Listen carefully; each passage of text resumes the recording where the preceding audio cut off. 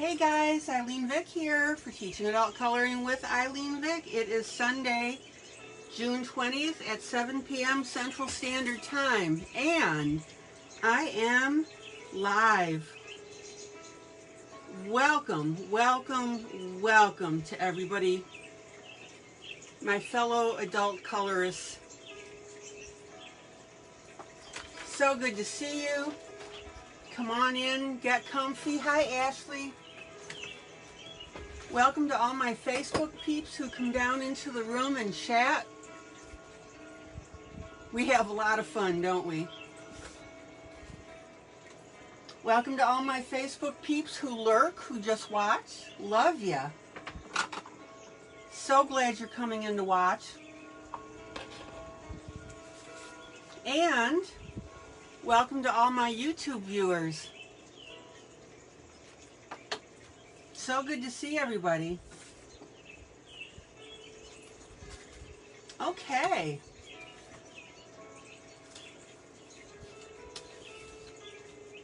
So let's see what kind of trouble we can get into tonight. Don't have any contest to announce yet. Hey, Rita.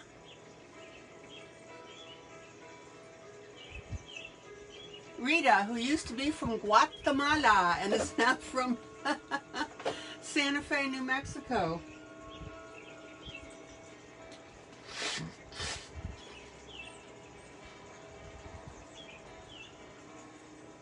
Mary, hello.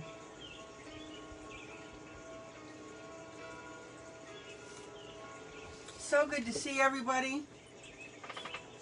All right, let me take a swig of my water.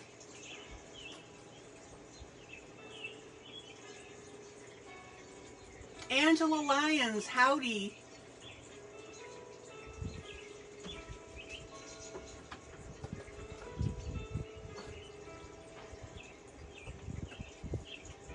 Rita says her heart is in Guatemala today. Matter of fact, every day. Yeah.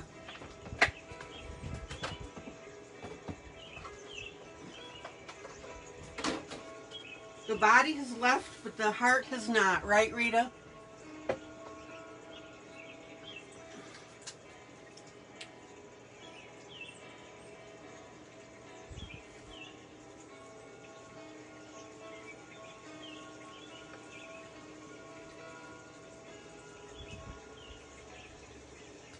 Alrighty.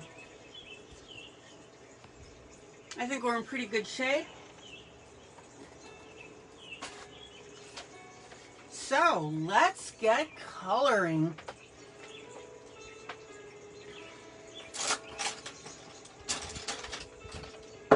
Alright.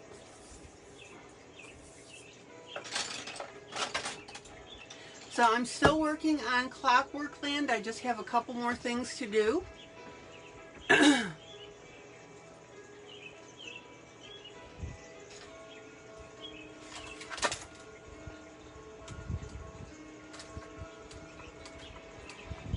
Oh, Rita, exactly. She says sometimes the heart is in two places, which has its benefits of loving friends in both places, of course.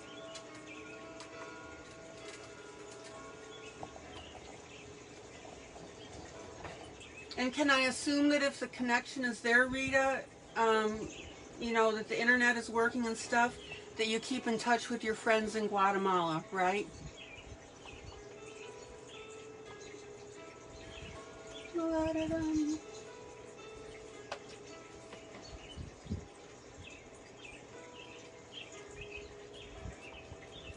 And before I go on, I need to ask if anybody has any prayer requests.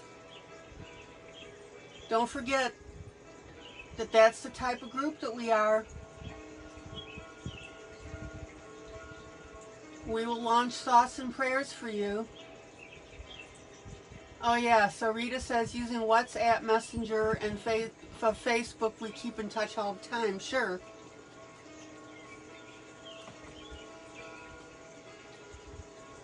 Okay, Miss Angela has unspoken. Lord God, in the holy name of Jesus Christ, you know what the issues are with Miss Angela. You know what's on her heart at the moment. And Lord God, in the name of this group, we ask you to surround her with your love and to resolve the issue in the way that we know that only you can resolve. Thank you, Lord God, so much. We love you. In Jesus' name, amen. There you go, Angela. You're covered. And while we're doing that, also, so can you guys tell me something good that's happened to you today? Hi, Jean. Jean Waring, good to see you. Jean, you cost me money on this book.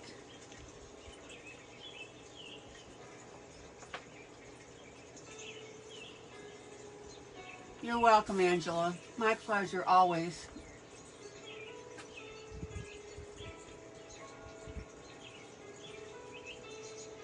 Jean Waring, remember when you got this book and I said, wow, that's a cool book?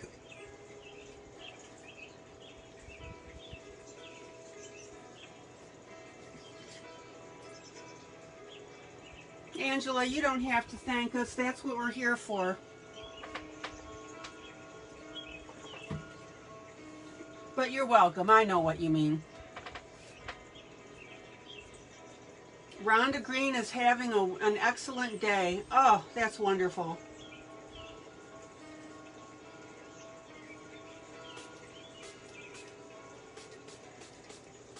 Very, very glad to hear that, Rhonda.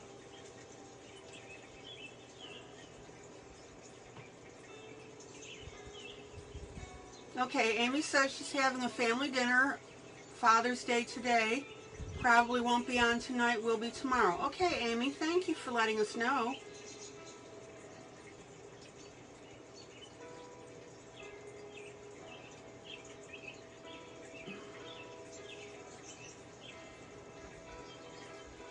Okay.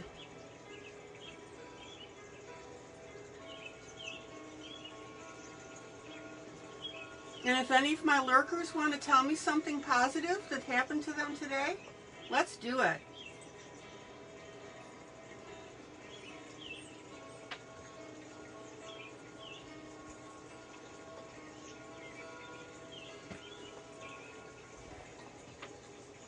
Mary says, oh my gosh, we had ribs, baked potato, and pasta salad today. Oh. Oh.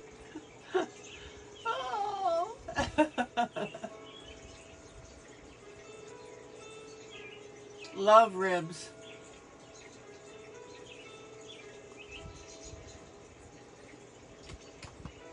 Sounds good to me. Anybody else want to share something cool that happened today to them? Okay. And while you're doing that, so I'm doing ClockWorkLand. Then you went on a diet. Okay. This is by Jenny Rachel. And we've been working on our steampunk version of Lola. What do you think of that, guys? Zoom in. Zoom in.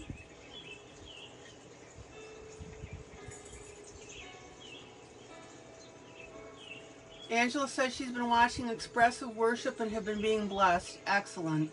Zoom in.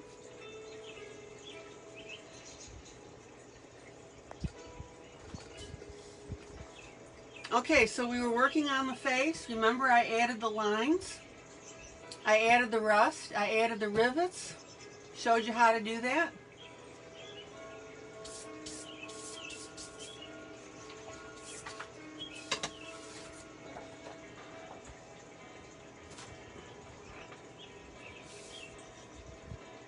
So we've been doing a lot with this little lady.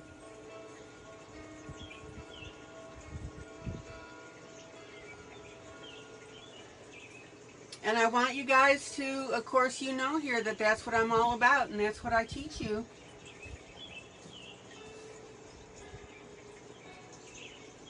Okay, let's play. Let's play.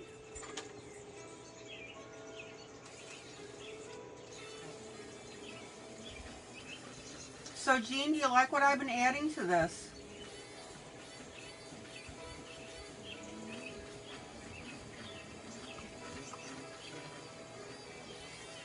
Jean, you know me, plop a coloring book page down in front of me and I'll do something cool with it. At least try.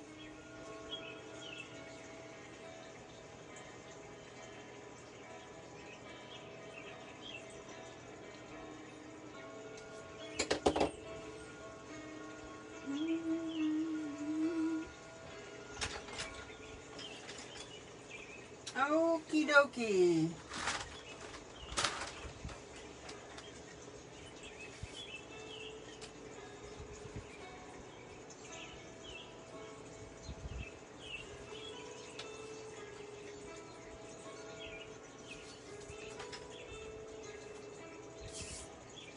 And not only will I try to do something interesting with it, but I'll teach you about it. Okay. So let's go ahead on this rivet, and I'm going to put some green on here.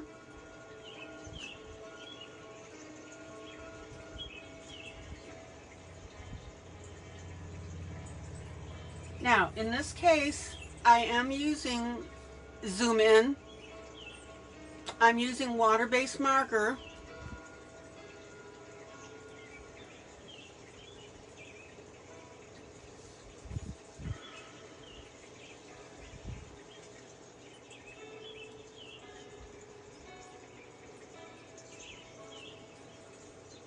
And notice how I'm going back over a couple places with the marker to make it a little bit darker.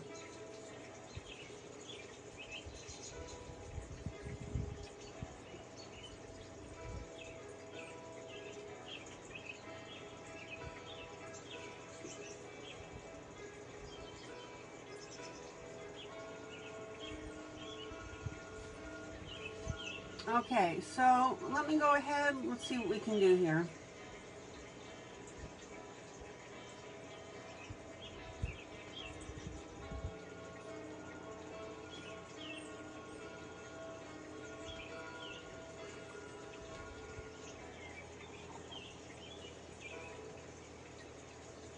All right, see how I'm making those extra marks, guys?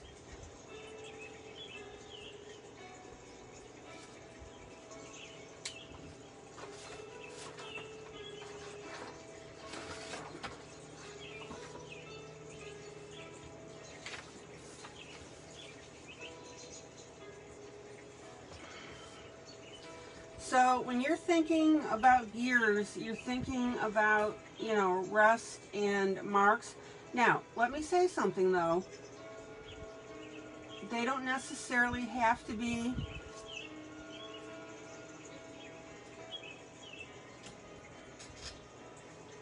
beat up.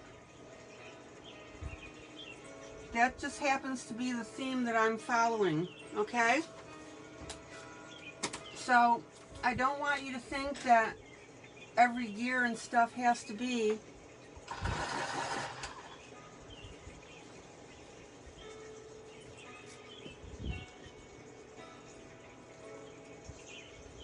damaged and rusted.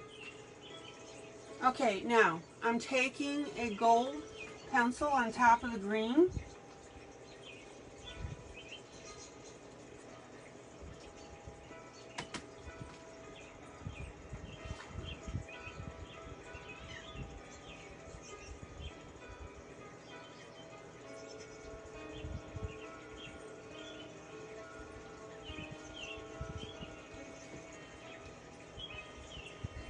Everybody see how I'm doing that? So let me come in a little closer. Rhonda, can you see everything okay?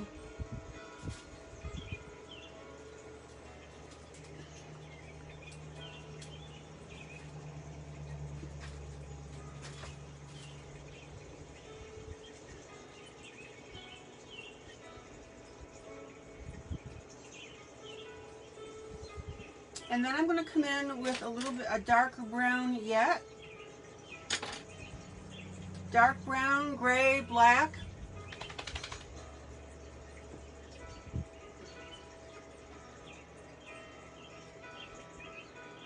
And let's go ahead and add a few marks with that.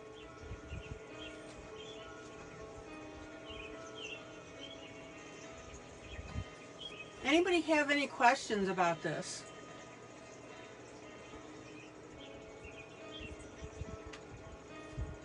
And then if you want, well, not if you want, but take a blender pencil and without rubbing out the initial ink here, go ahead and smooth that out, okay?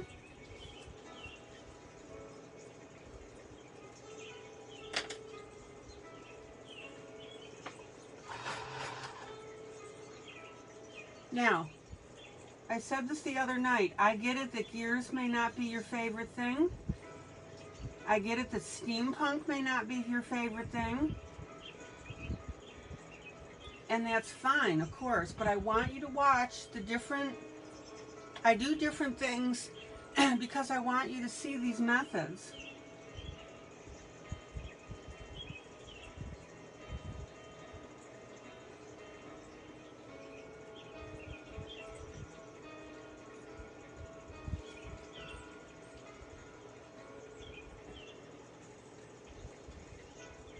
And there are different ways to do this stuff.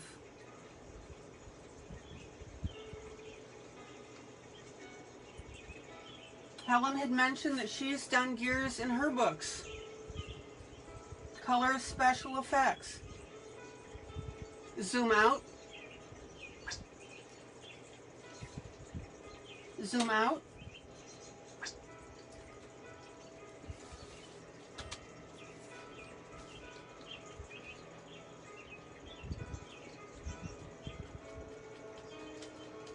Now, since I put some green up here, I want to go ahead and balance this out. So I'm going to go ahead and put a little green over here. Now, we've got the green feather, right? We're cool. But I'm talking about the specific green that I used on the gear. So we'll balance this out.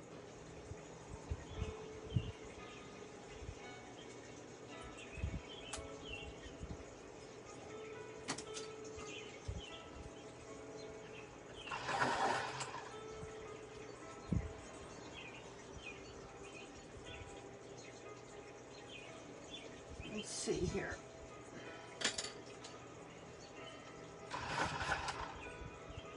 Now, your palette is going to be somewhat limited because we're doing gears.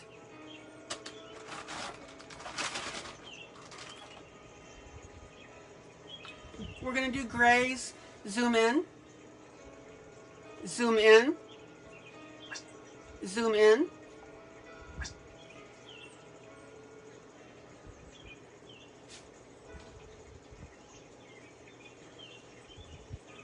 You know, we've got grays, we've got browns, we've got greens.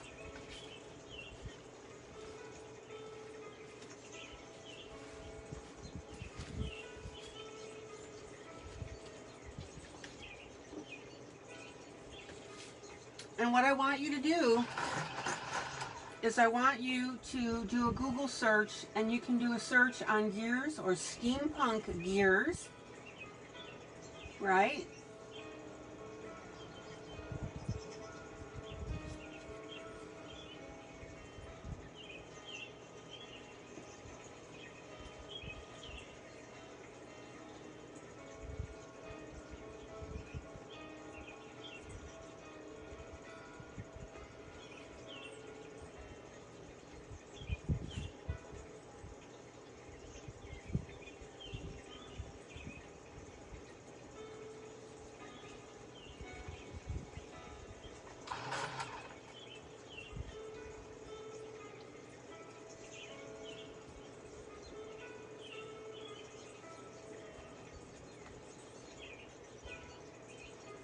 Now, on this one here, I may just leave it as is. In other words, I'm not going to rust it up.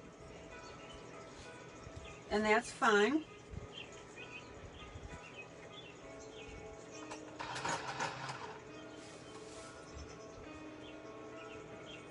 You don't want the gears on her head arriving 10 minutes before the rest of her. You guys know what I mean by that, right?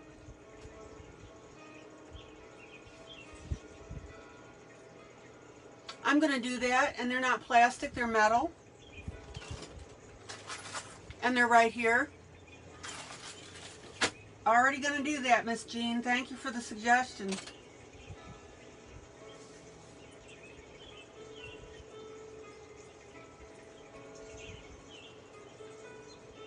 Zoom out.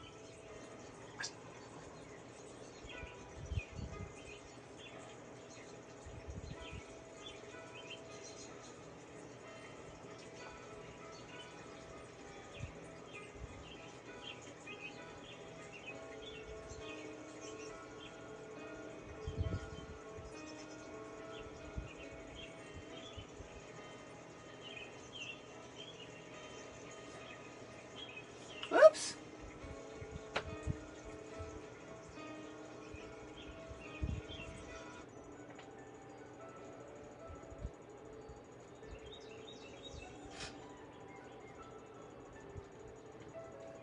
Okay, so we've got gray.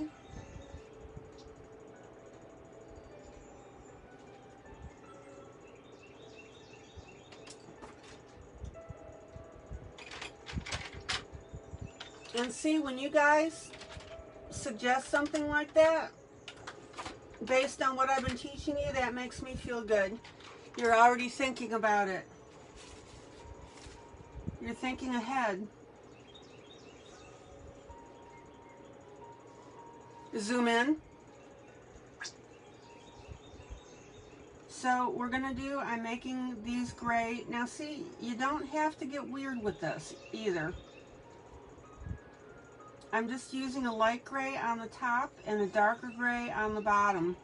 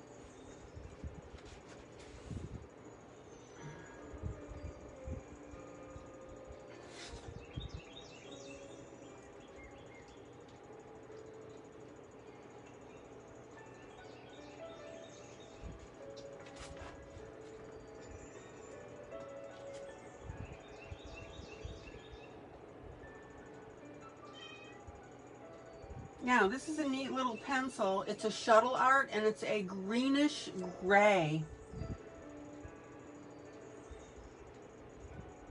I'm just mentioning that. I like it.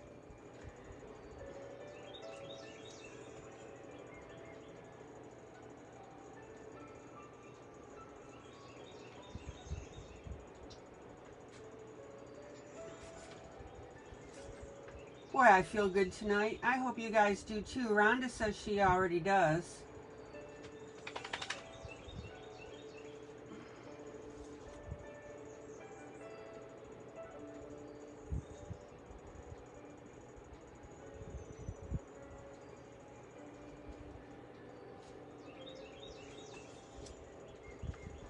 Okay.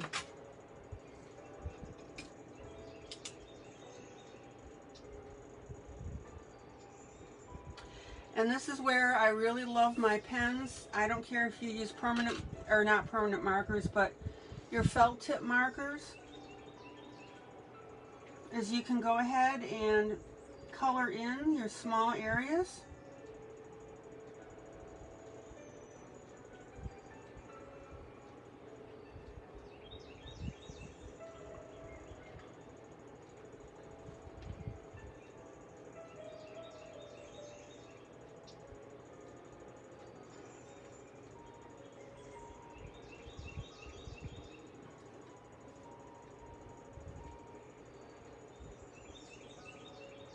Okay, Jean says she's feeling so-so today, better than yesterday.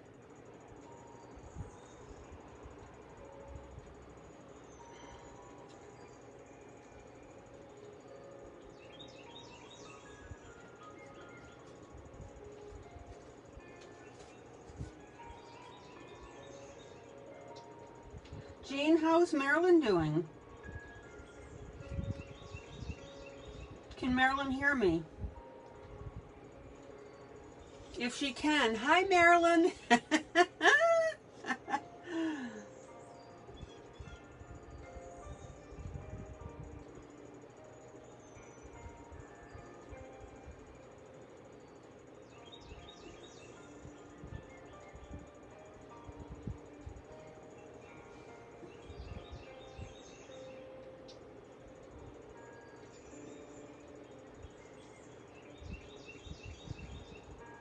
Mom is doing well. Okay, good. Jean, can Marilyn hear me? Okay, guys, now I'm going to take my black pen and I'm going to emphasize my dots.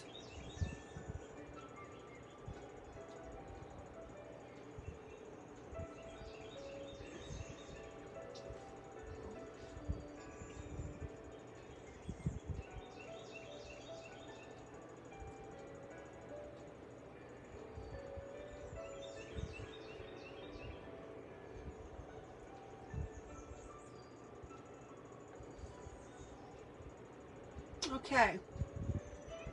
Got a little wonky on this one, but that's okay.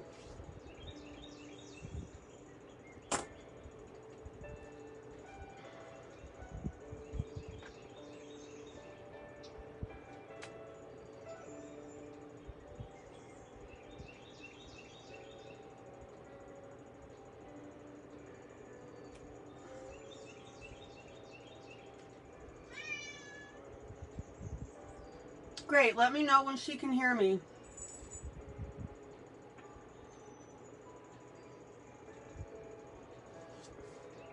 Zoom out.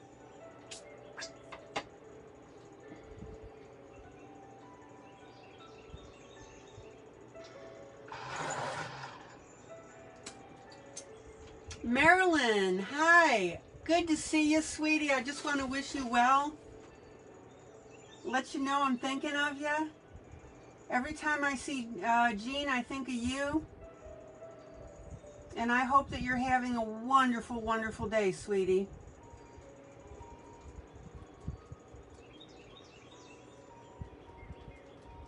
So good to have, I'm so glad I have a chance to say hi to you. You doing okay now? Is Jean behaving herself?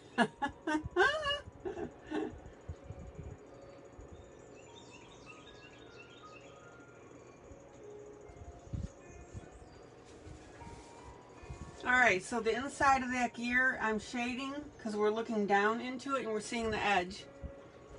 So Marilyn, what I want to know is, are you behaving?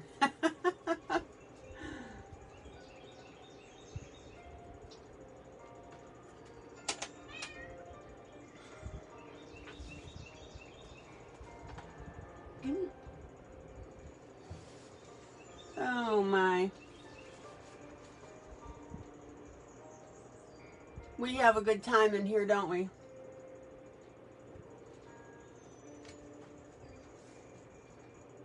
Okay, so I'm going to put a little bit of gray into these half moons because what they are is they're drill holes.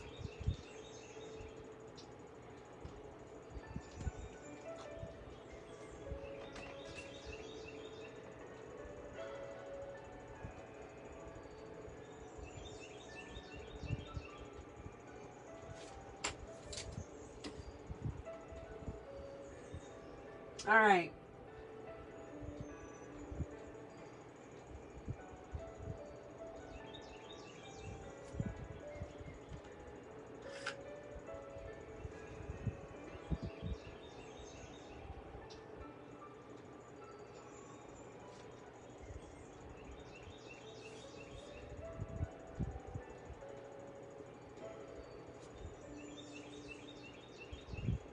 Now, Mom says hi and thank you. And she says no, she's not behaving, and Mom says she never does behave herself. You go, Mom. You go, Mom. Marilyn. Woohoo! All right, Marilyn, you rock. Jean, you'll have to tell her I said that she rocks.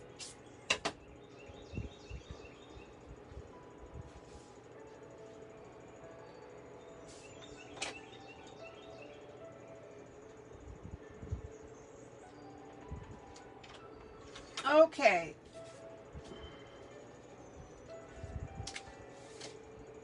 Zoom in. Oh, she heard me. Good.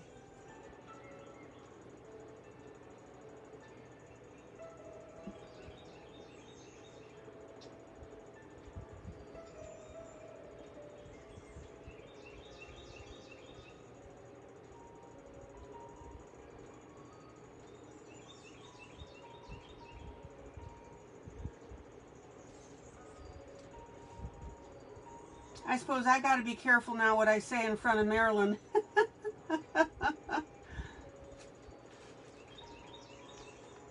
And you guys can tell what kind of mood I'm in. Dangerous.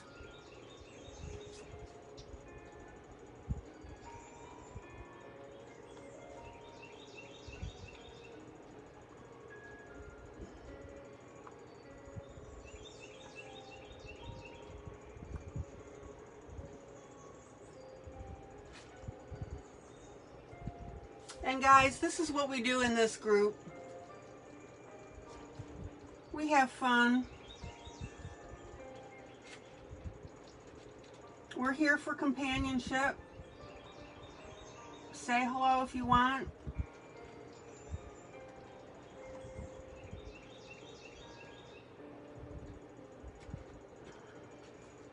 Zoom in.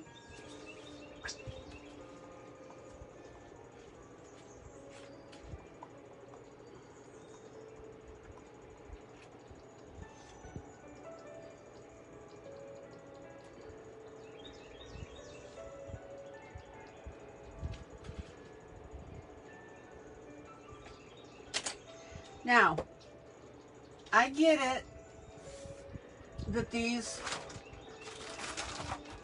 gears can be a little tedious, but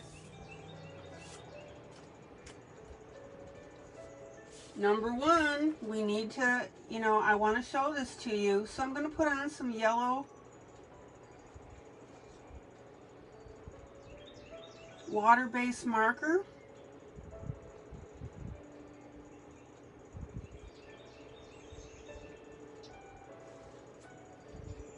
And the yellow picks up beautifully with, you don't have to watch what you say in front of my mom anytime. Uh-oh. Oh boy.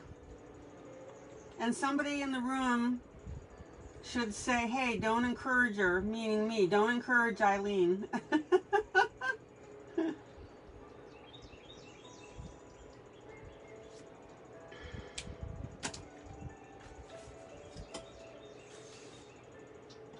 Now, what I started to say, I know that these gears can be a little tedious, but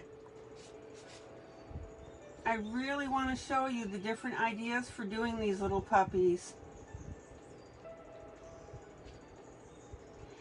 And I want to show you how this whole piece comes together. I've only got 3 more to do.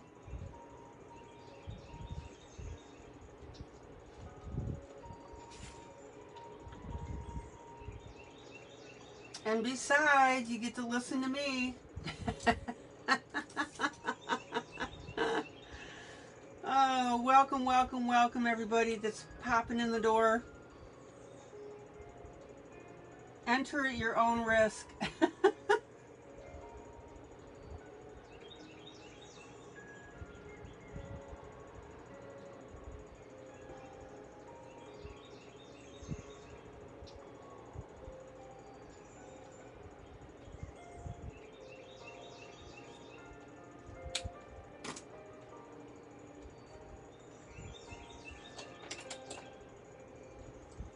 Hey, the birds are behaving tonight.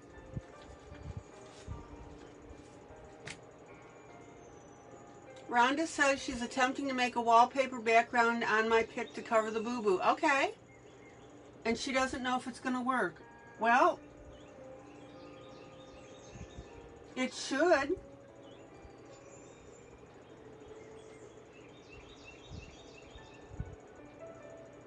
What a neat idea. So you've got a boo-boo on your page. So Rhonda's going to take it and make it into wallpaper in the background.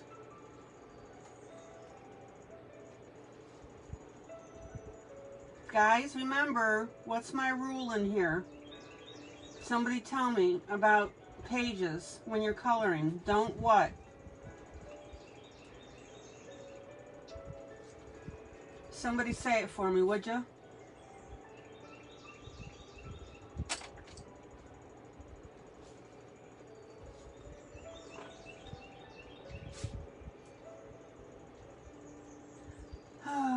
Let's see here. So we've got some gray.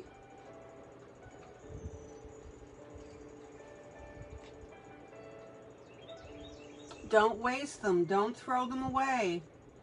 Never, ever, ever.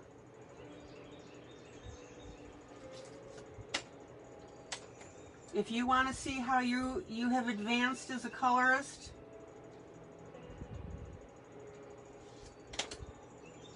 then what you need to do is when you have a mistake on your page, right, don't throw it out, be creative. That's right.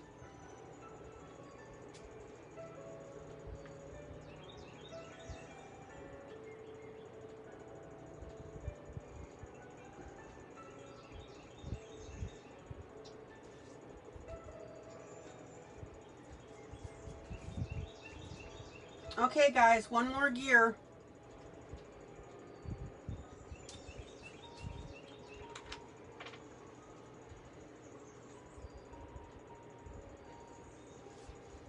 And Rhonda, what I would really like you to do is when you post it in the room, I would like you to tell everybody what the mistake was, the error, and that you took it and you made it into wallpaper.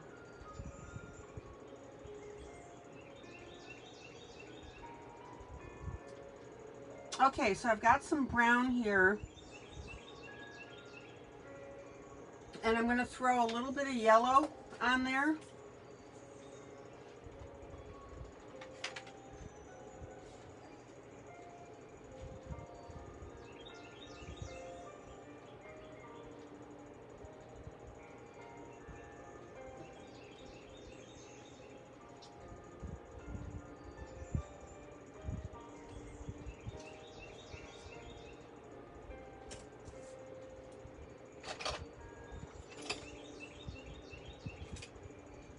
Yeah, and Rhonda, that's important that you talk about your piece and what you did with it and what, you know, talk about what the boo-boo was and, you know, maybe you spilled coffee on it. Who knows?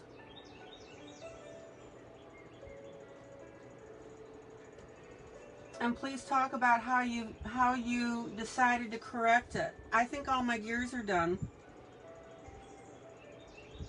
All right.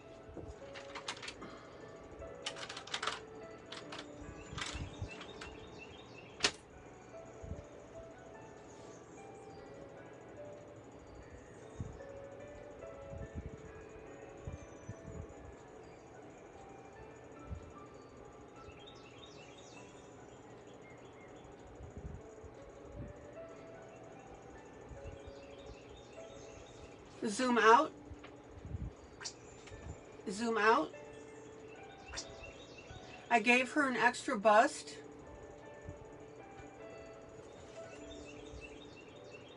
Are you talking about the piece you're working on?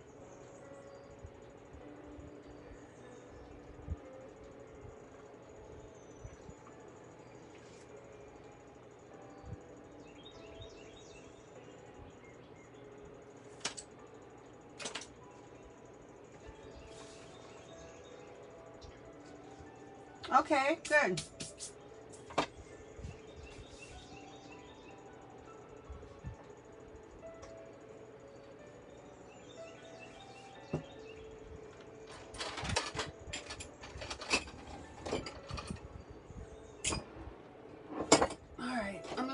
couple things around here.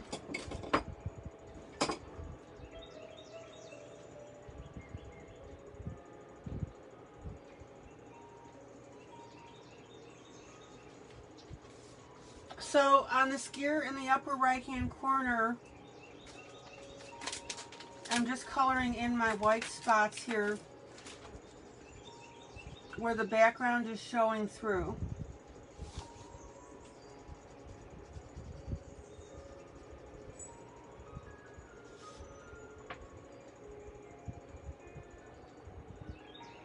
So let me do that real quick on this one here.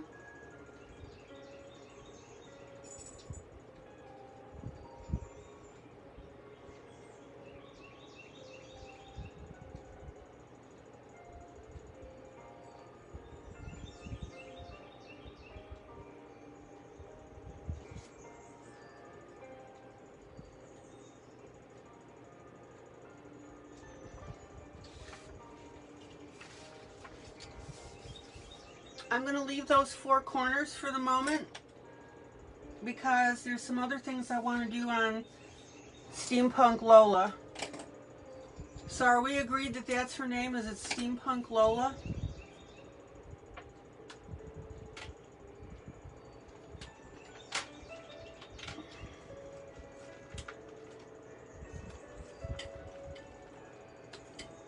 All right, zoom out. Zoom out. Okay, so this is where we are so far, guys. Looking pretty cool.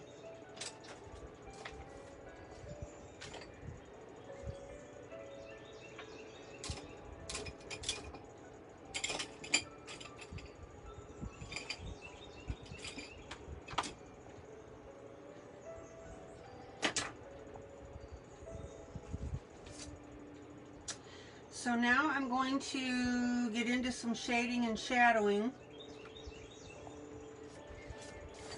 Any questions about what I've done so far?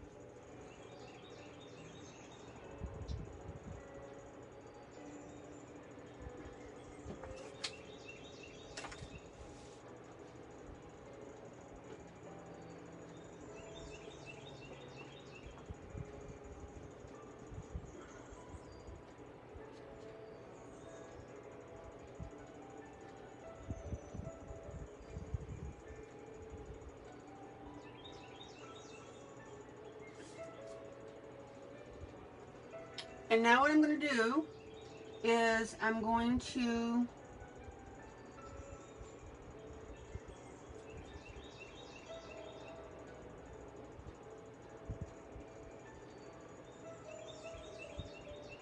give her a dark outline. And what that's going to do is that's going to lift it up from the page.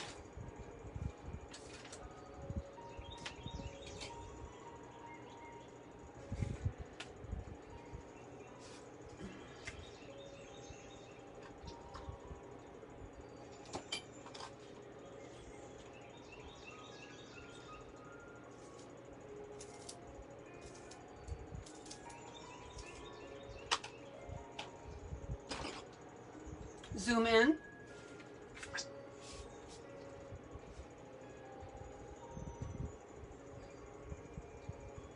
Now, the only thing that you've got to be careful of when you do this is to make sure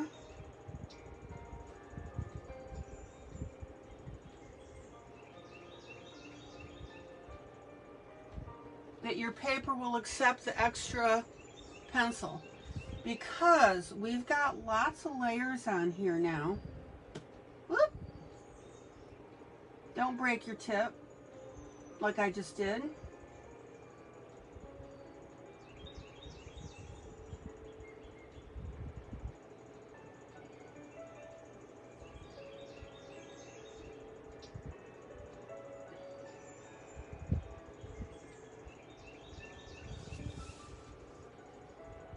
Everybody see how I'm starting to get that shadow? Now I'm going to blend it because it's coming in. This is a Faber-Castell actually pencil.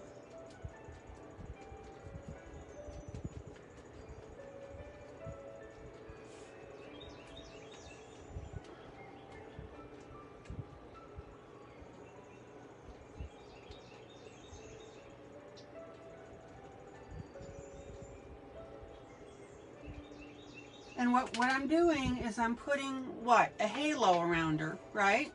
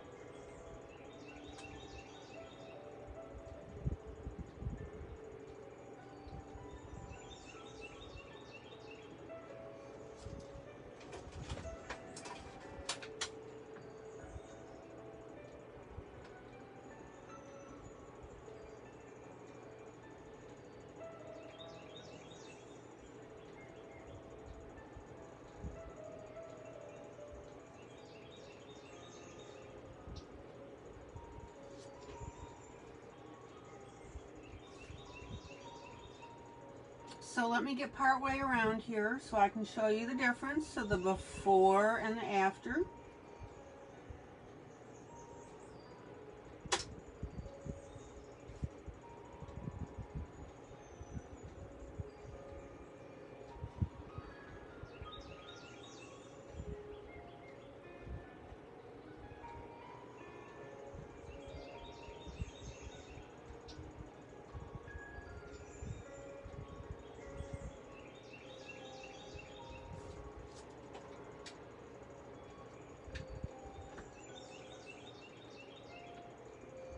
Now I've got a couple of areas that are open inside here, so we'll go ahead and do that as well.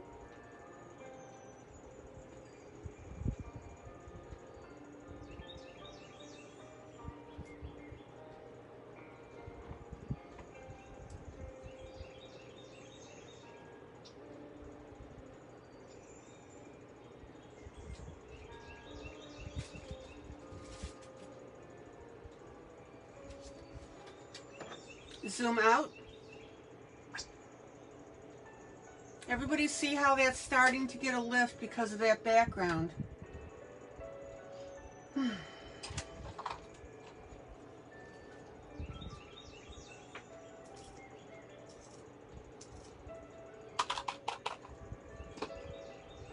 I must really like this pencil because I'm having to use the pencil extenders that Jean and her mom got me. Jean and Marilyn got me, the group. These pencil extenders, I love them.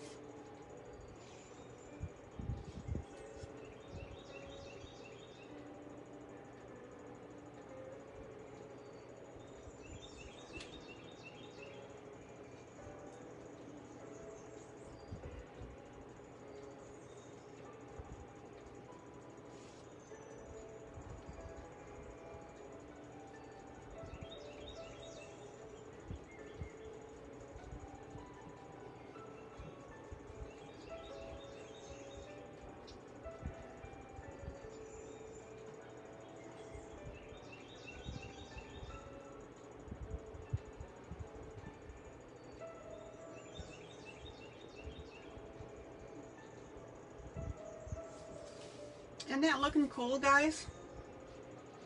And I've got this view away from you so that you can see how this is starting to build up.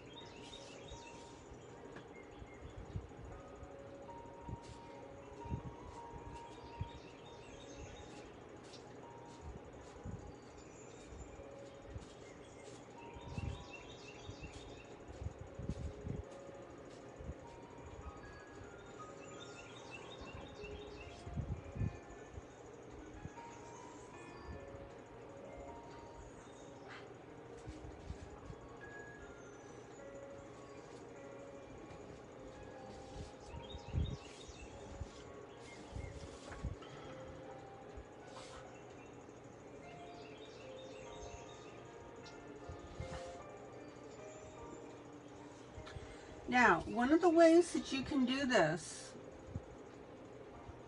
everybody see how I'm very lightly coloring in my shading. Zoom in, zoom in, zoom in. Everybody see how I'm coloring in what really is my blend line, my blending? If you want, and if it helps you, you can do that first,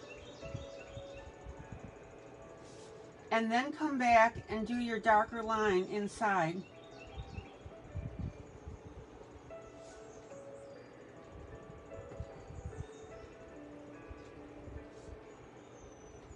So there's a little tip for you there.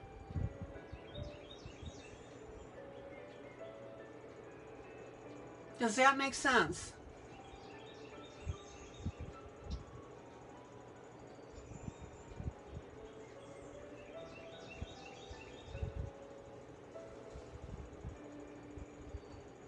So you can either do your dark line first, or go ahead and shade it out like I am, and then go ahead and put your line in there. I don't think that came out right, did it? So you can do your outlining with your shading and then come back in with your dark line. That's what I meant to say.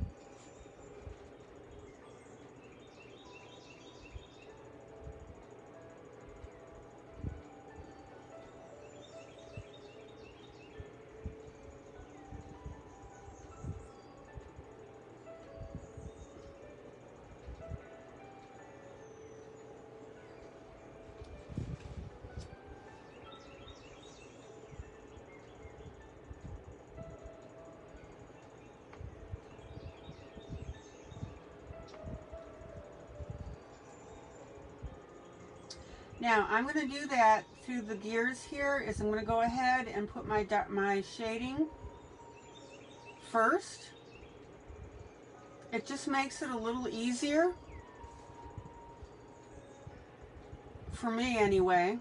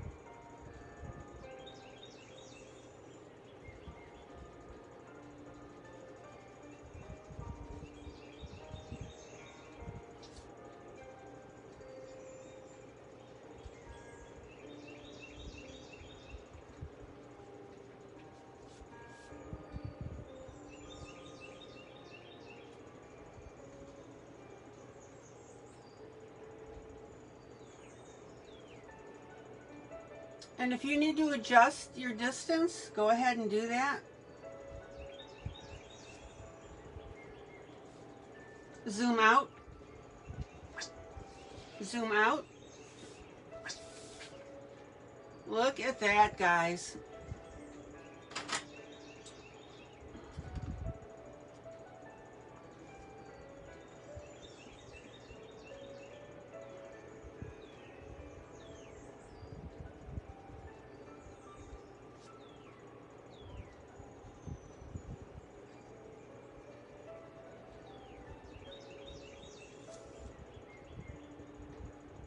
Okay, let me go back to my gears here and sharpen my pencil.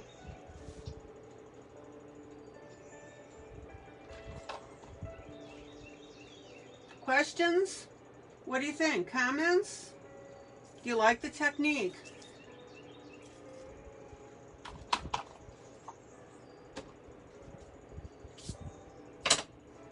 Zoom in.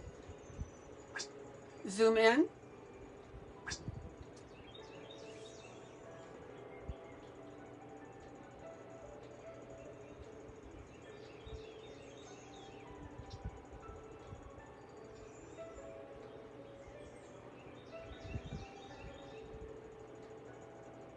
And again, guys, the trick to this is blending it out. That means getting lighter and lighter. You're creating a coloring gradient.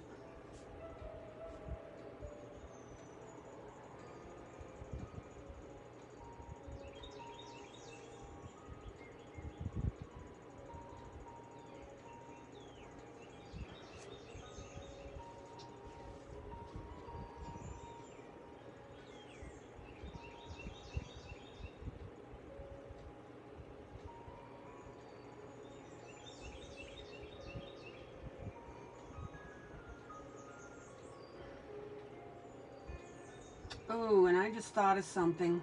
Ha ha ha ha.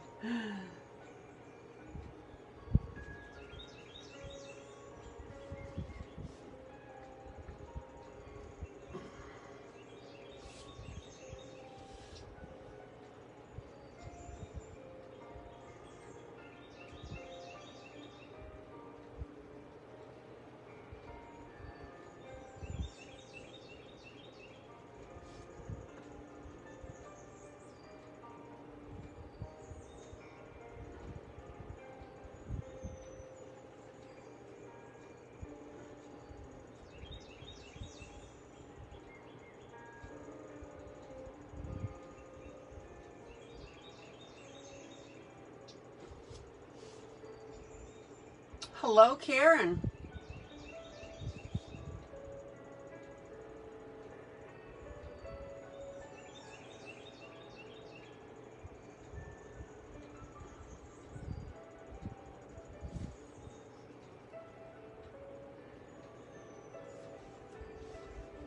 Zoom out.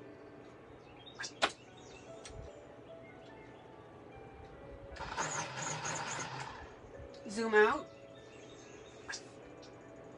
Look at that.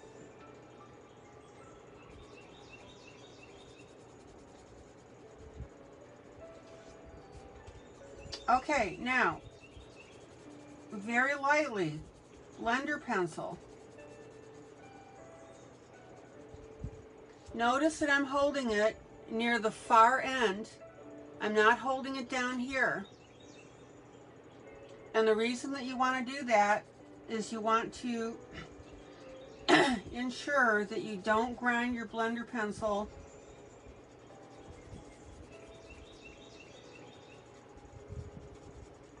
into the paper.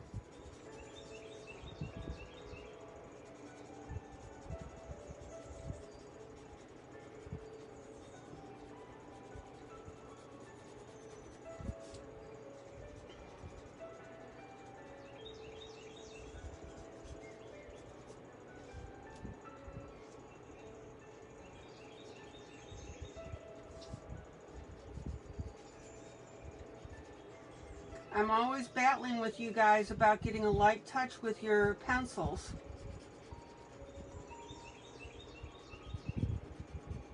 You remember when Maddie was just coloring the Forest Girl and she would tint in her colors? Meaning that if she was going to color an area red, she did it very, very lightly to start. She was just establishing her colors.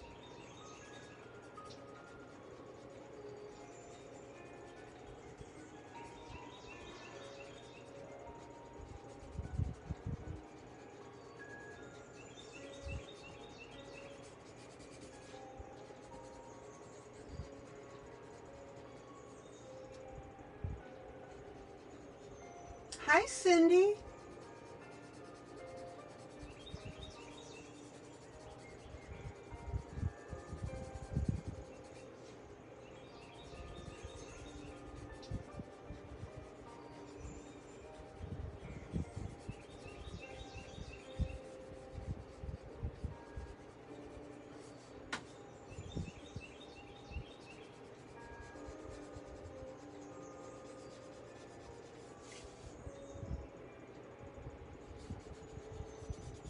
Now remember, this is steampunk, and steampunk is a little messy.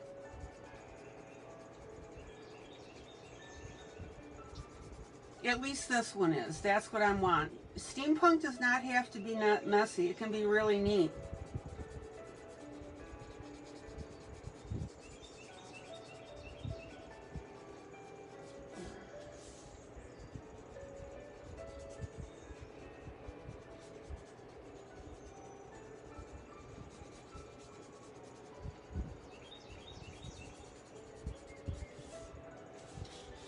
Zoom out.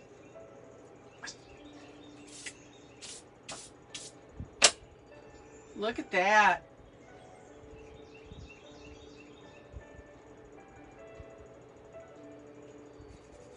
And see these little marks that swish off to the side here? That's perfect. These little streaks.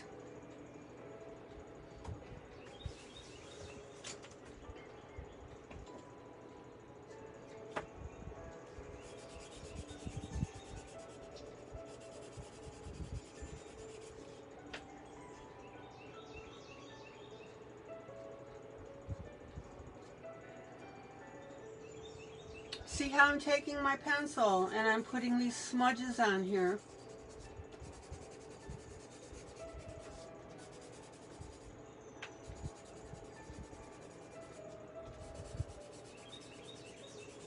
Have fun, guys.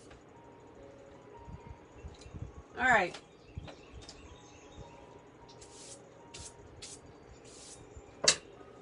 And I just thought of something that I think will be really cool.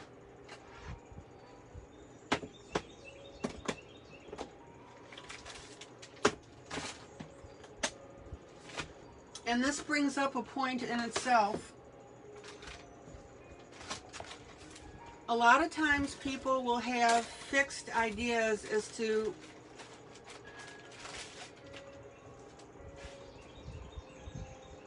what they want with their coloring. And then they'll go to color it, and they'll be disappointed if they don't get what they had in mind. Now, to some degree, you have to have an idea of where you're going with your coloring. But what I keep telling you is, what you have in your mind and what ultimately comes out on the paper is not necessarily the same thing.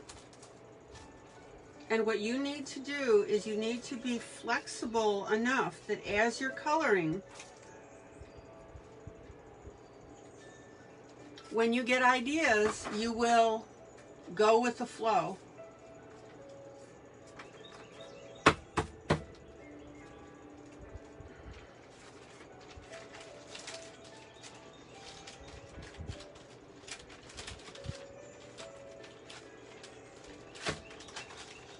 Now, I've got this stencil, and this just popped into my mind.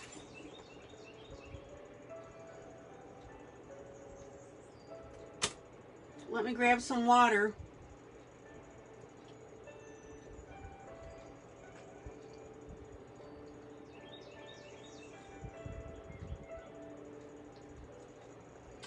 Is since I'm doing messy steampunk, which is what I'll call this, I thought this template would be really good, this stencil. And some of you have seen me use this before.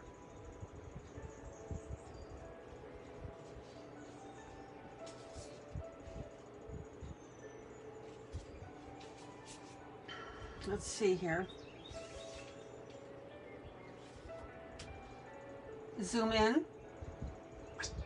Zoom in. So what I'm going to do for contrast is I'm going to go with my black.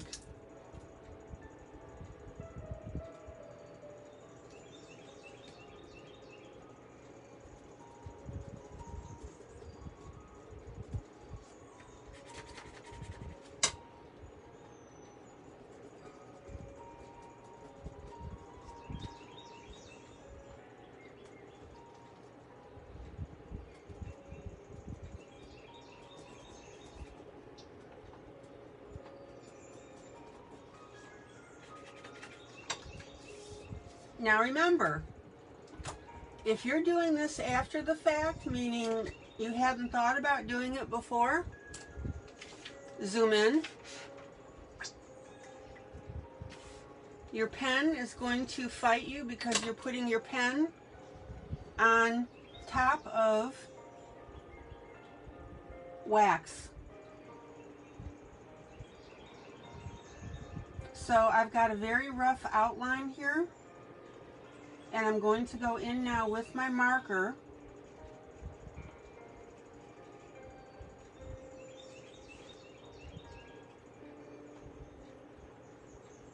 and finish coloring this in. Now, the really neat thing is, since we're doing drips and dribbles here, you can get creative with it. And you can start shaping up your own drips and dribbles.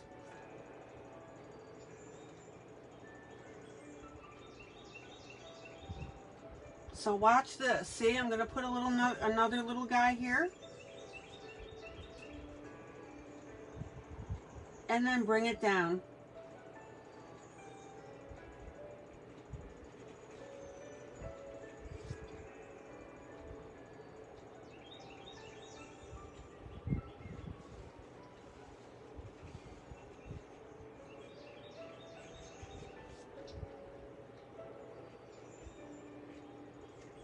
Zoom out.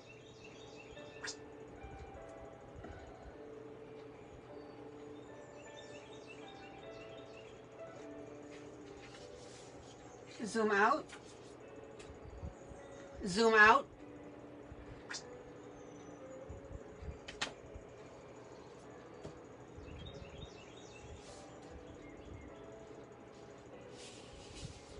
Now, play with it.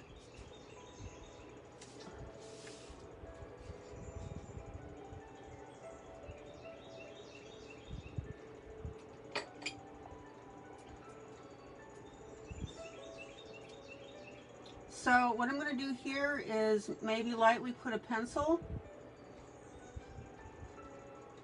outline. We'll see if that shows up a little more.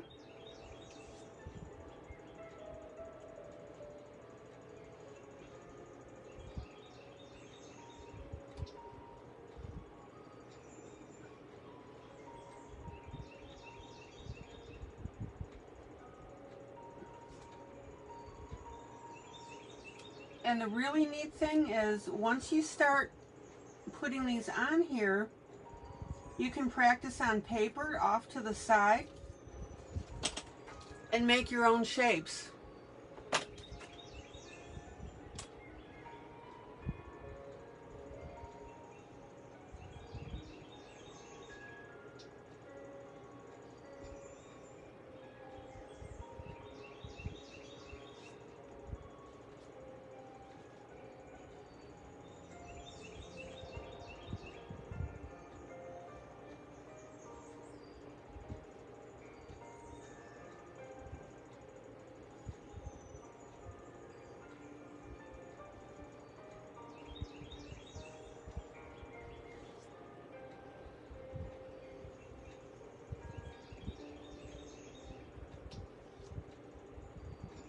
Questions?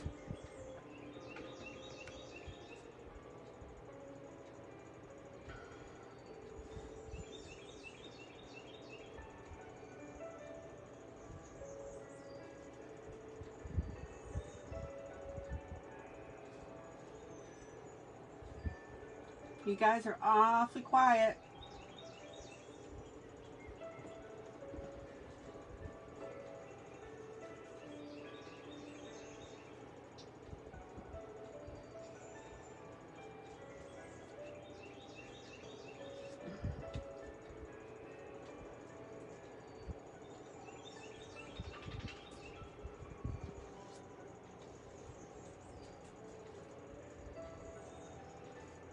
Okay, so I'm going to put this out here. Now, in this case, I am using a Sharpie marker, and that works just fine.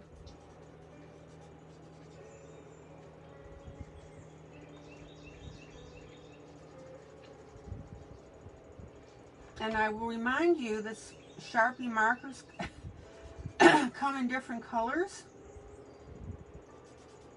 So if for some reason you wanted to do brown splats, you could.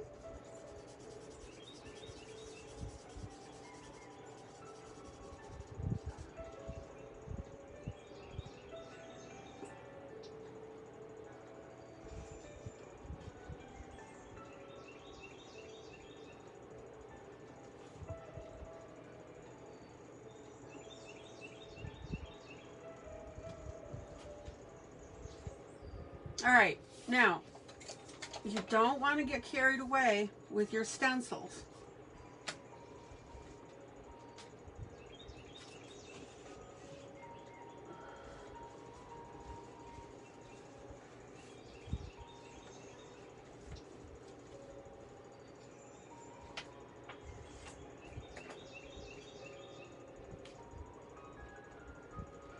Rhonda says, I'm listening and watching you and making wallpaper. There's only so much I can do at one time. Okay. I know.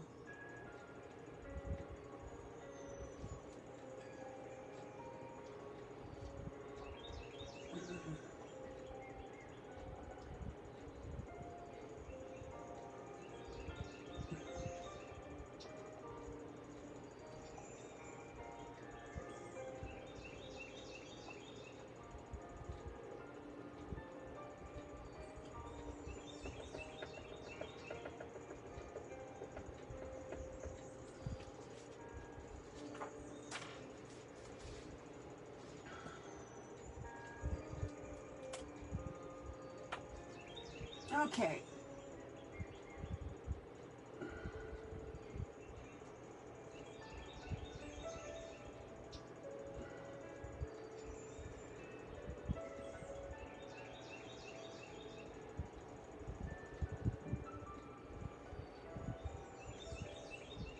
Zoom in. Zoom in.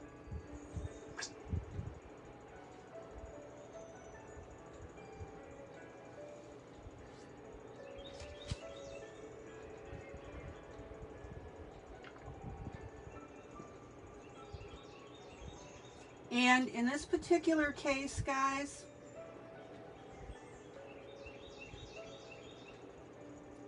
just make sure that you cover all your pencil lines.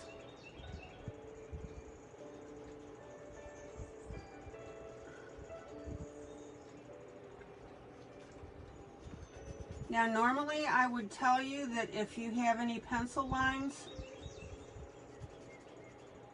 you can just go ahead and erase them.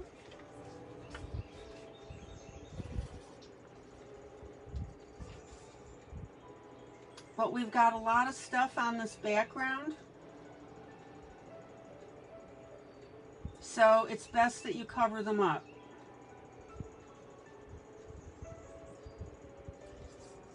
Now, your marker will pick up wax pencil, so you've got to clean it off.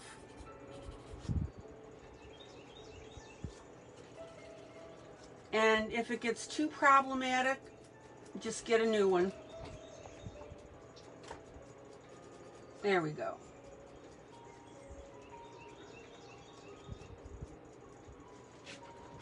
Have fun, guys. Don't be stodgy in your coloring, all right?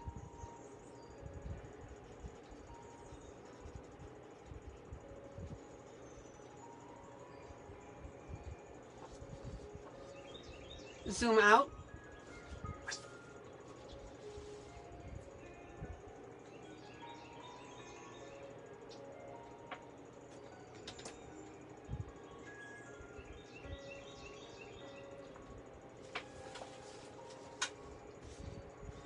Now, if you really want to get cute with this,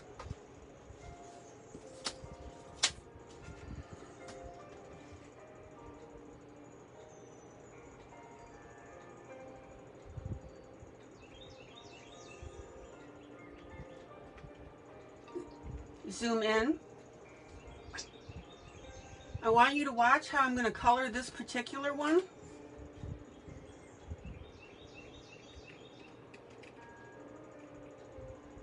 and I'm going to do it around my gear. And that is so much fun.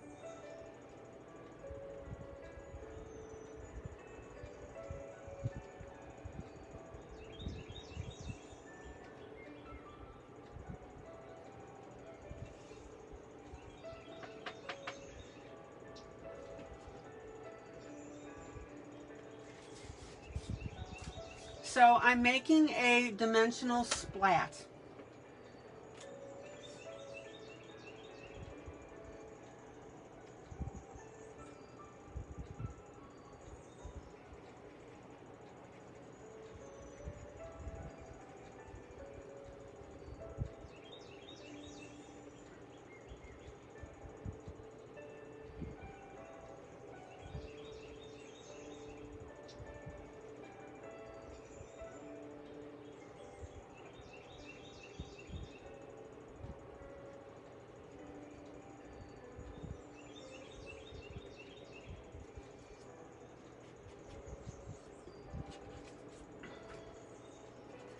Gotta clean off my marker again.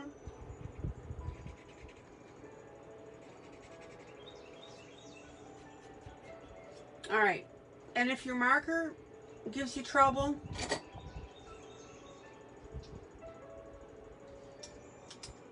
I'm gonna pop over to pen.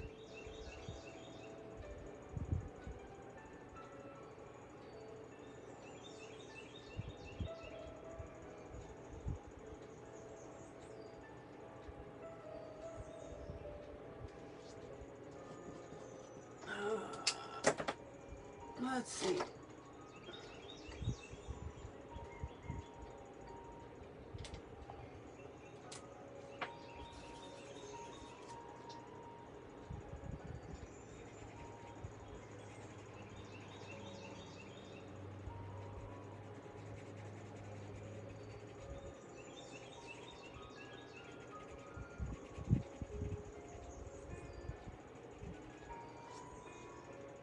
Rita, what do you think of this?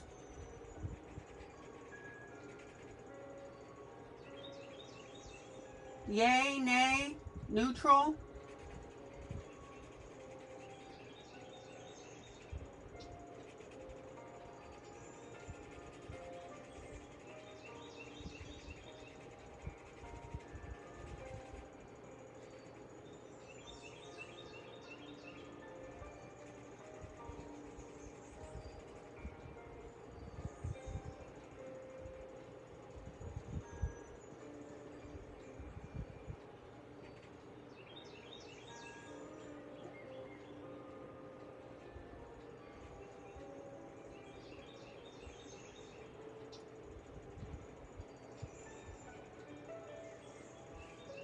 Zoom out.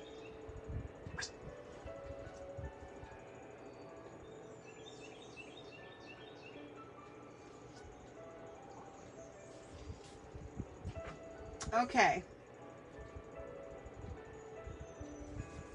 I think we're pretty good with that.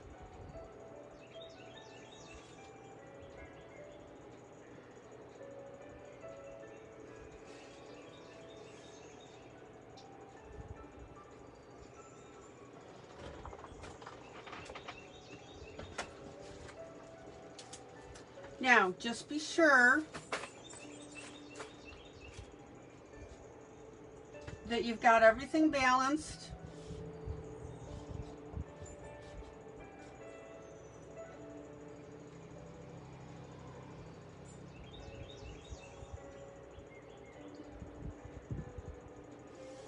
Zoom in.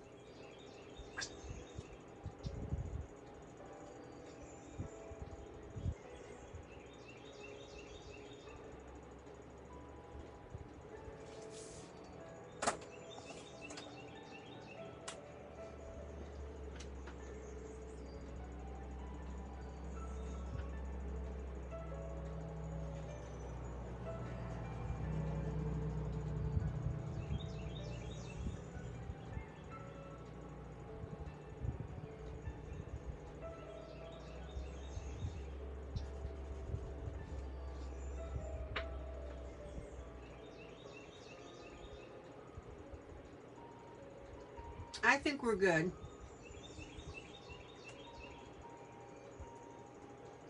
Zoom out.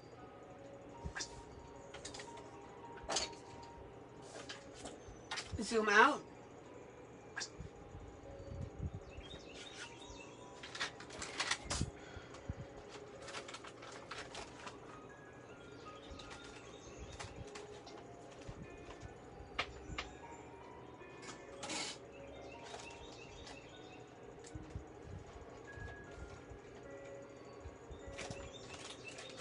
Okay. Excuse me while I put my stencils away.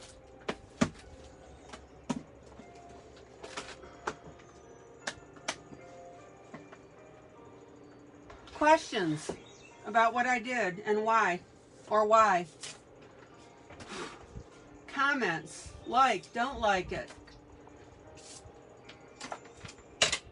Okay, couple more things on this. I'm not going to color the remaining 3 gears on camera. Unless you guys want me to, let me know.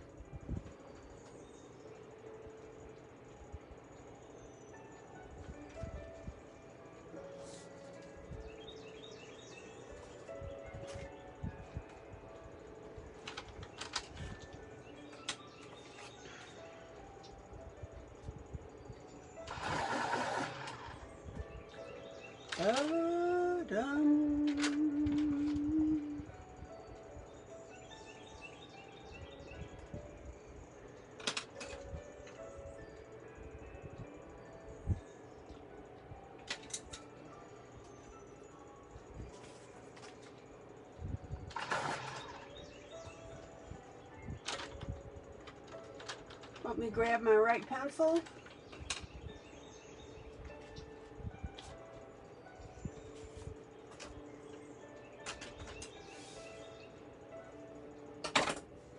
All right, zoom in.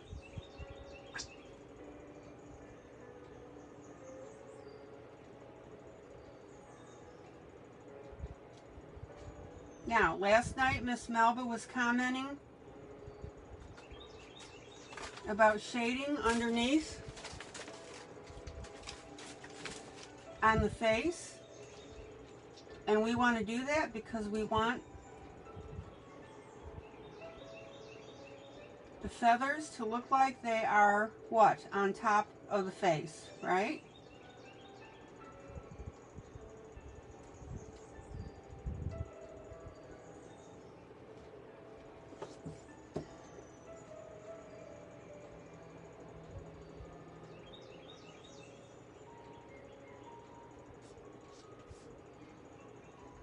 So we need to do this underneath the feathers, and we need to do this underneath the gears.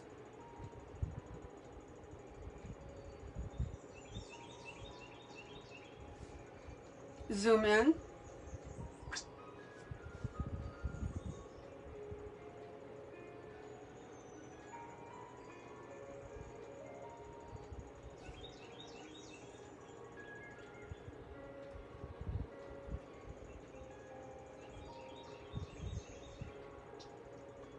Now, I want you to think about this. This gear is on top of this one here.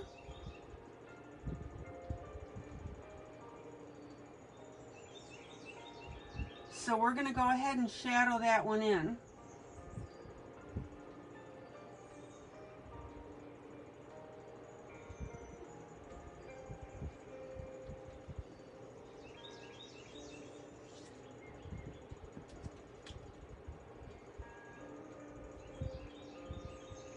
Does everybody see now how that is starting to create a really neat effect? Now, the author really has already put this in because there's black lines here. I really wish she hadn't, but she did. But that's okay. We'll work it.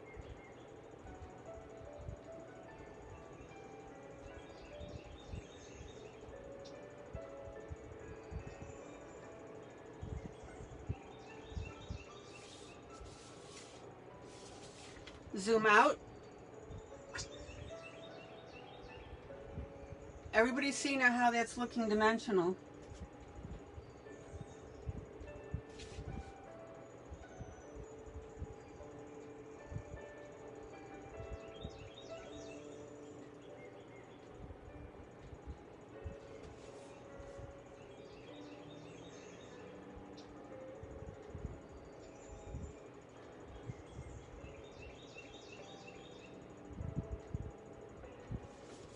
Okay.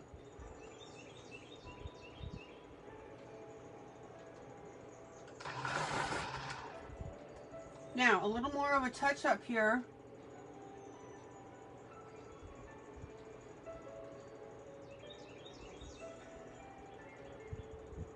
I'm also going to go ahead and put a little bit of gray shading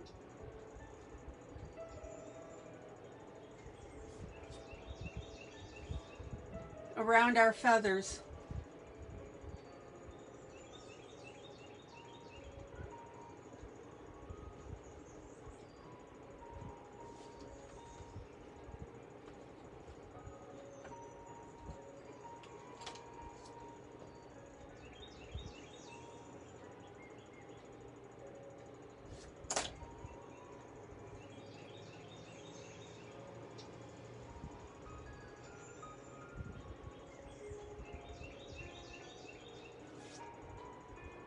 And that's going to pull these feathers up a little bit as well.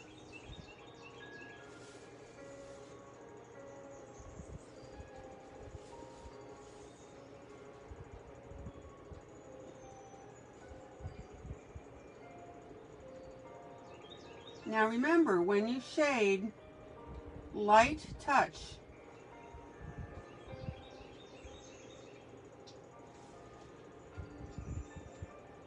And does everybody see from this distance how this is starting to pull up these feathers?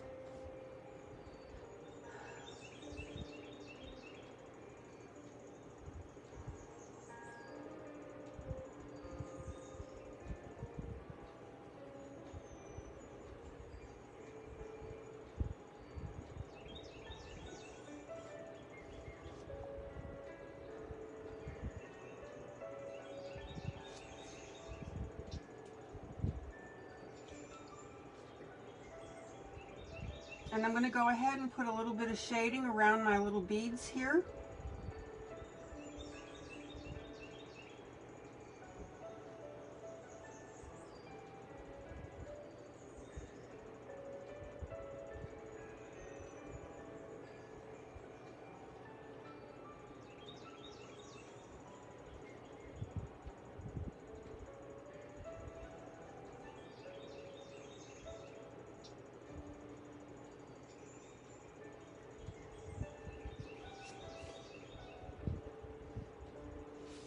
And notice now by doing that with these beads, it makes them look like they're in a little pocket. Actually.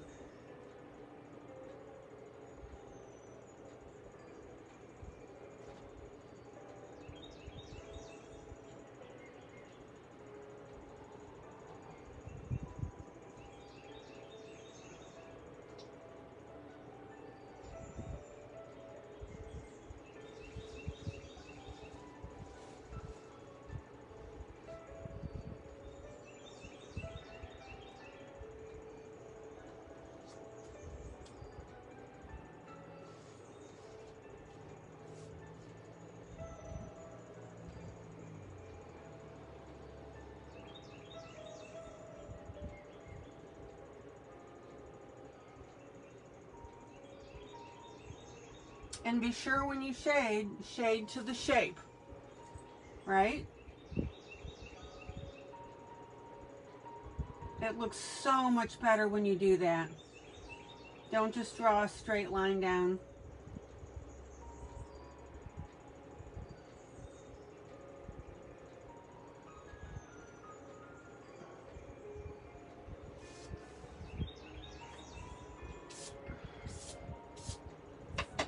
Zoom out. Oh man, guys, look at this.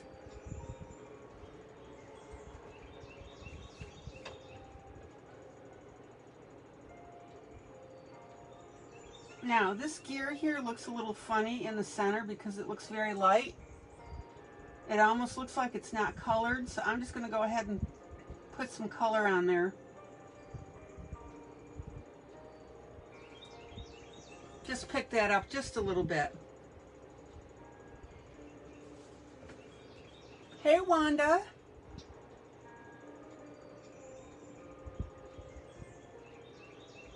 Always a delight to see you, sweetie.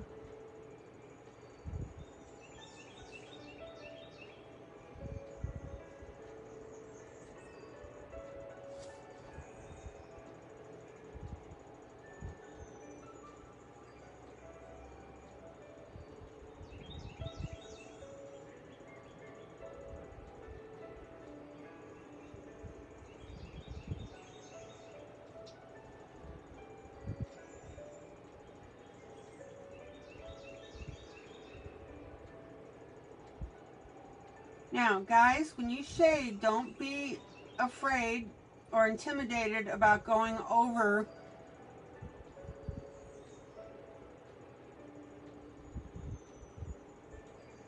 the items below whatever you're shading.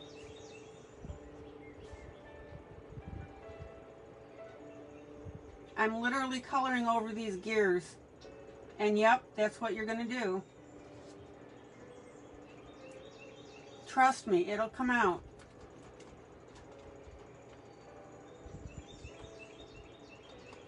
Miss Wanda, how is your Sunday going?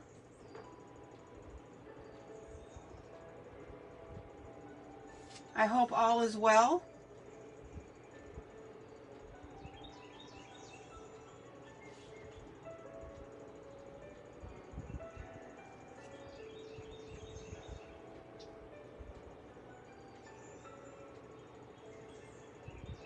It's going to drive you absolutely nuts to shade over something that you just colored like these gears. Trust me, it'll work.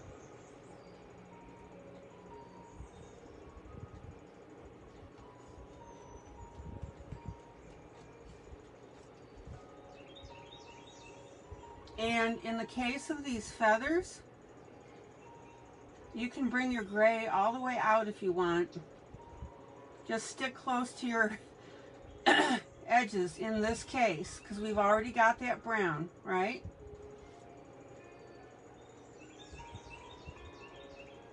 We're just going to emphasize these feathers a little more.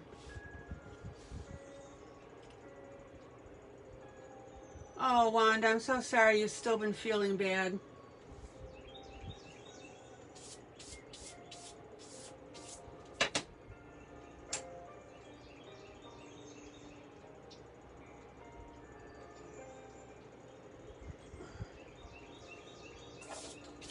You mean going around smelling like a Vicks factory didn't help?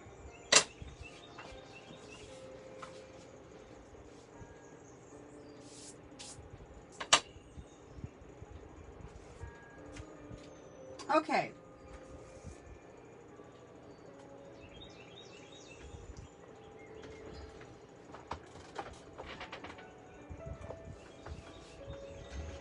One little touch to the face, couple add-ons, we're good to go.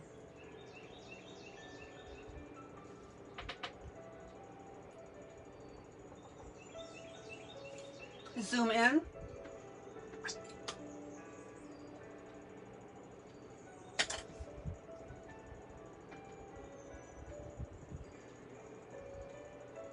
So I've got pink.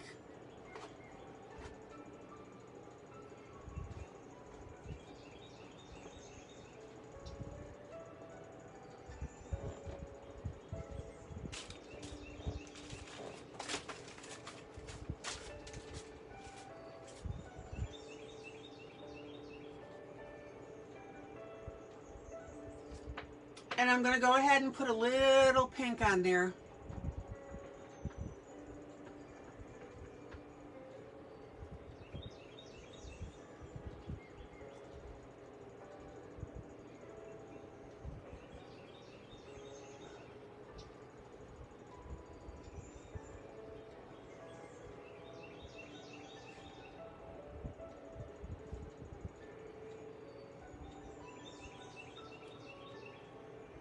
Now, on this side, the gear here is somewhat covering up the pink, right?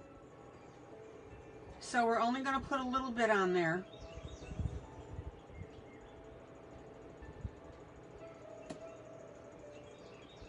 As I break my pencil tip.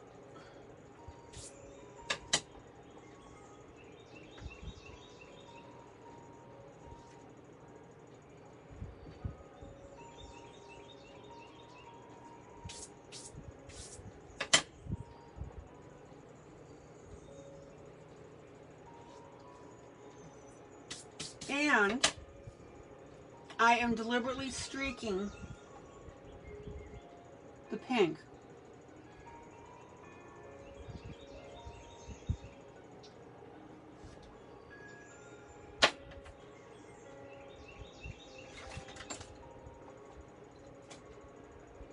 Now I'm blending it in, but I'm letting it look a little straight. So this way our steampunk Lola won't feel so embarrassed.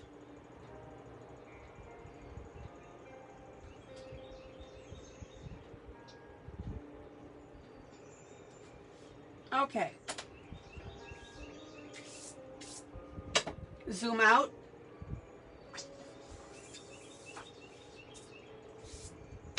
Jean, are you still with us? So what do you guys think?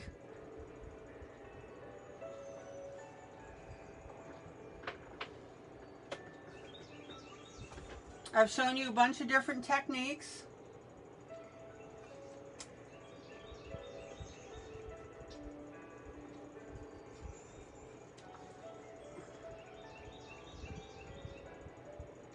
You recolored your rose and posted. Oh, Wanda, great. Oh my gosh, Wanda, you did such a great job even just the first time. Did you tag Melba, Wanda?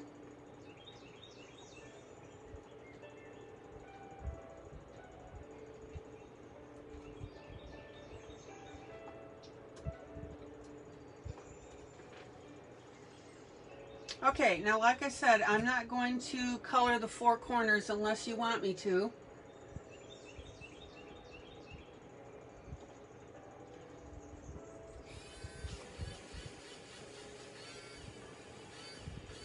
Wanda, I'm sure Melba will be tickled.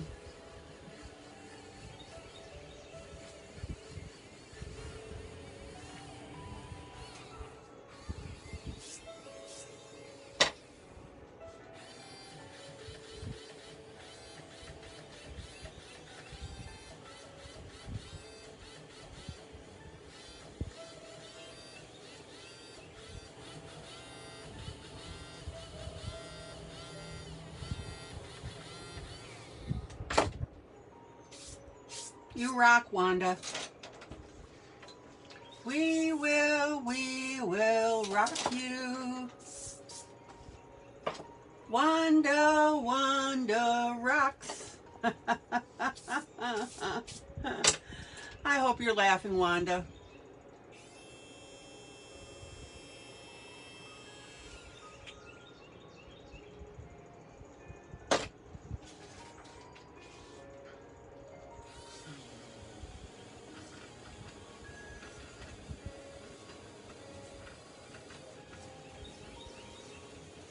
Yeah, and like I said, I'm sure Melba will critique your piece if you want her to.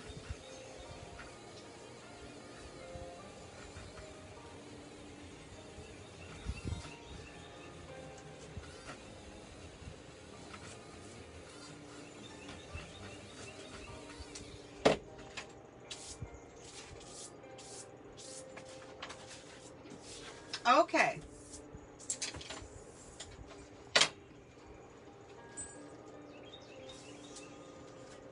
Now, as you guys remember, I bought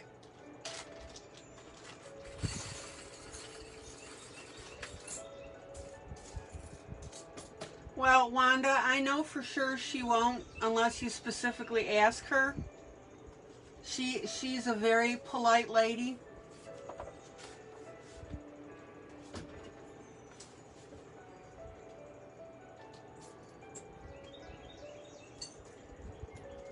So you'll need to specifically ask her.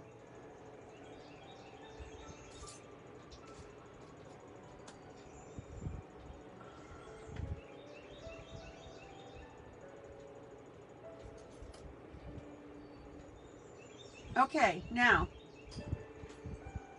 I'm looking for gears. Looking for love in all the wrong places. I'm looking for gears that basically are on top. You know, Wanda, I can't tell.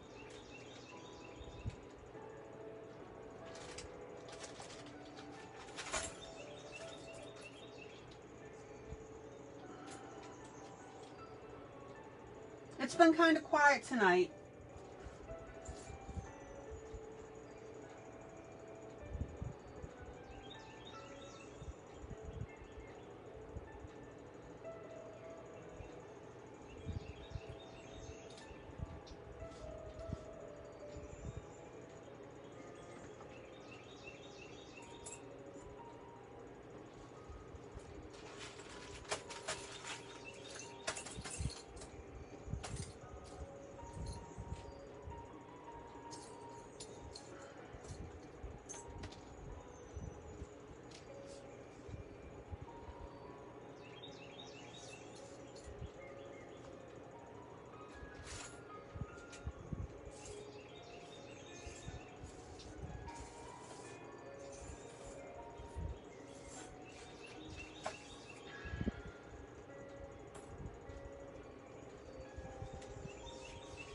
And then, of course, we always have our lurkers that are here.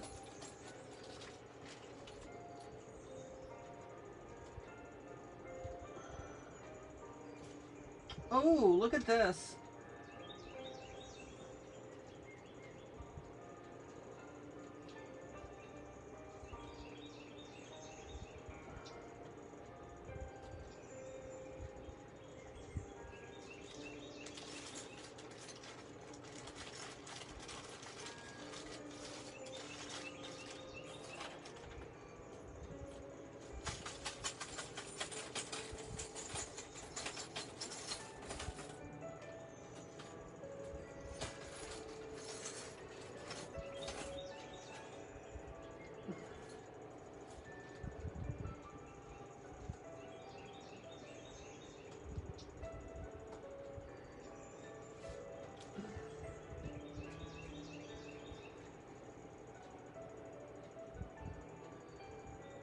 Oh, how cool is that?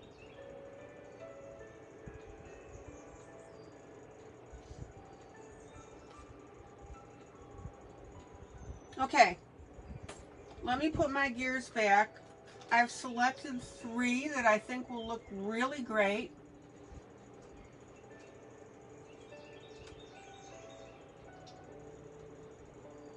And I want you guys to check out these clock hands.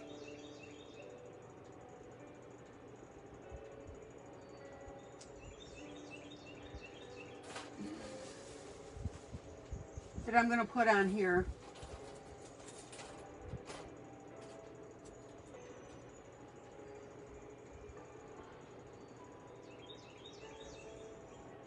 How cute. All right.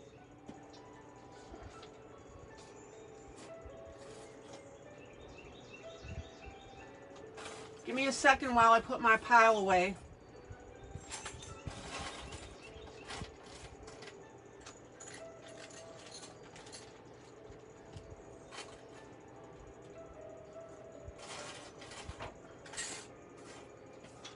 Now, these little gear add-ons, guys, are on our affiliate list.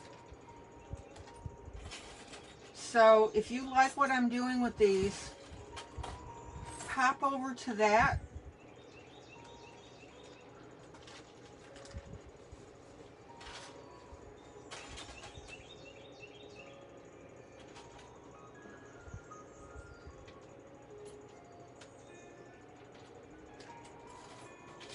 And they are metal. They are not plastic. I am so impressed with these. And depending on how much I use them, I would reorder this particular set. Okay, give me 2 seconds here, guys. Because I'm telling you, if I don't put these away now, I'm going to scatter them.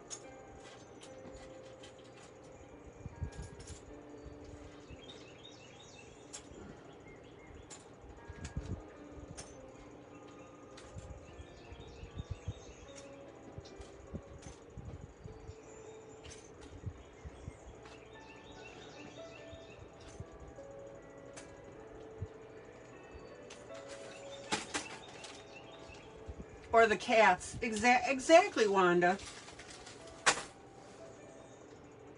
Or Rhonda. Yeah, Rhonda. Excuse me. I thought I said Wanda.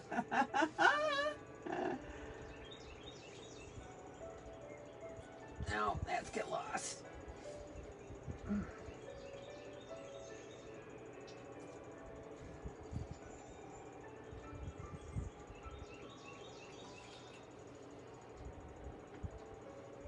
Okay, so I'm going to do a big no-no here for the sake of demonstrating. Oh, the things I do for my peeps. Zoom in. Oh yeah, they like to smack them, and oh yeah, I knew you meant smacking. Well, actually, and don't forget they love to sit there and push them off, you know, right?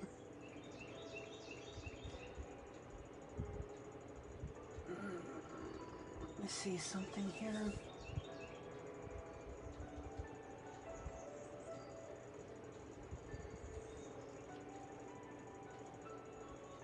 Okay, so like I said, I'm going to do a big no-no here. Let me move my camera just a little bit. Zoom in.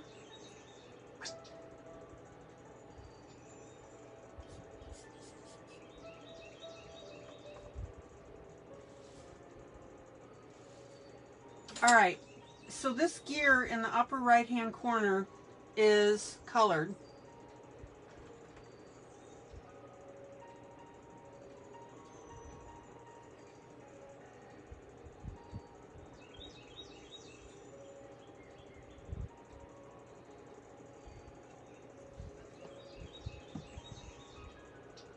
So we're good there. I'm going to put that little piece in there. Now, again, I'm not too worried about the glue because it dries clear. But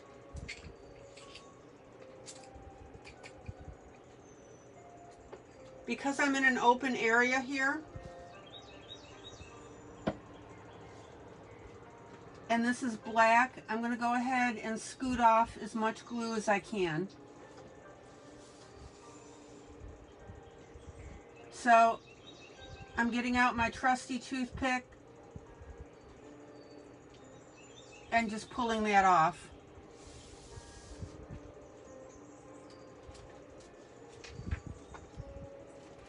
Okay.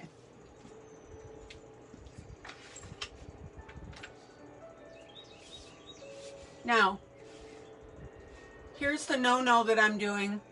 I have not colored this for sake of time.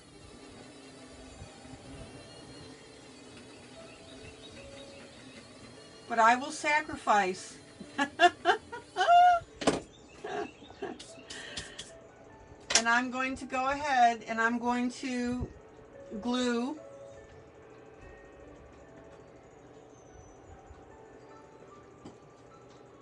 my little piece on here, and I will color around it later on. I hope you guys appreciate the sacrifice I'm making for you.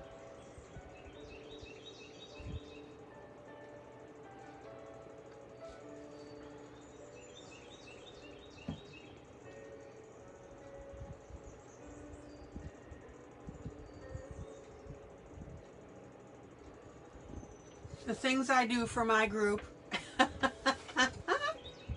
I love you guys.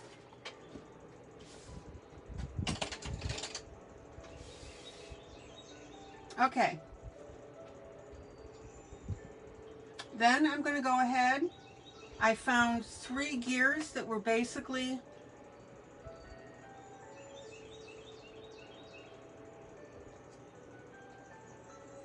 open.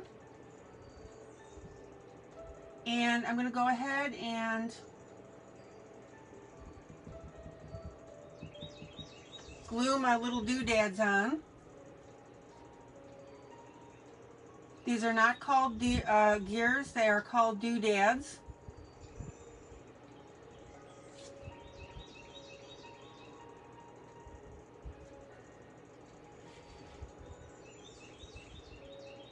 So there's that one.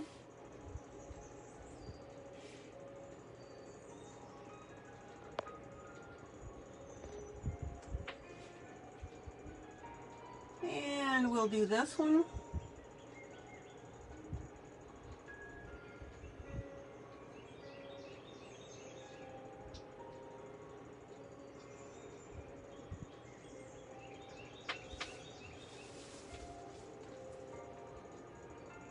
And we'll do this one.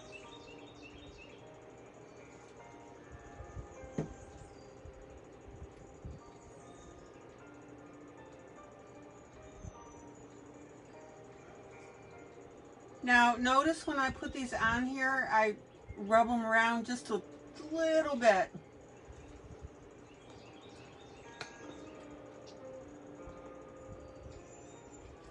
And then I'm going to go ahead and add my other little pieces here.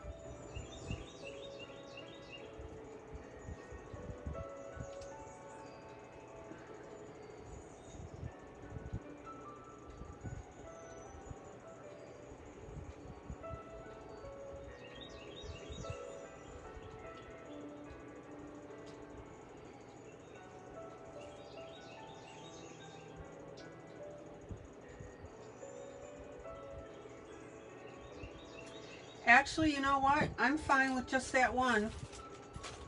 Zoom out. Now, I want to show you something and make a point. Let me move my white from here.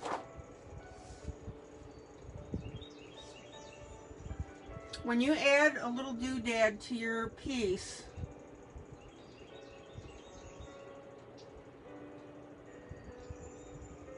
I want you to think about the concept of not always putting it exactly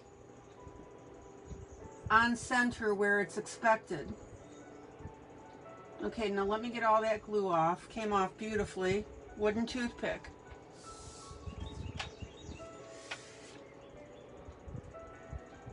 So what I did on this piece here is I kind of put it in the center here.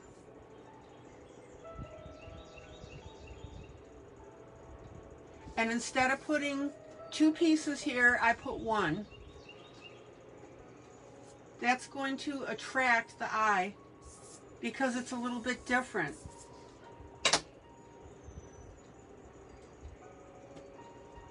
Okay, I've got one more little teeny tiny gear.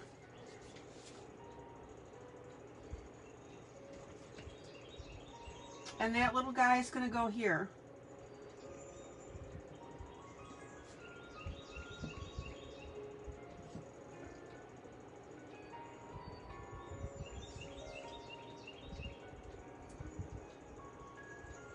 All right.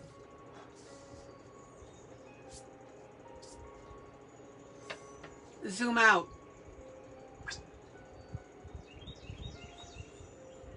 Ta-da! Zoom out.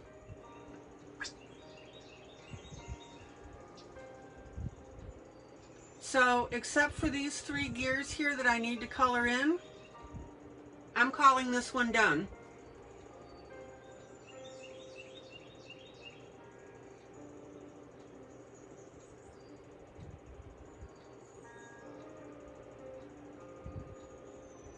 And again, questions, comments, and would you color steampunk based on what I've been showing you?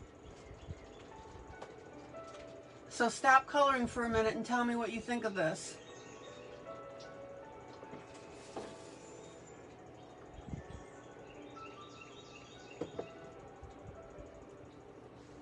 And again,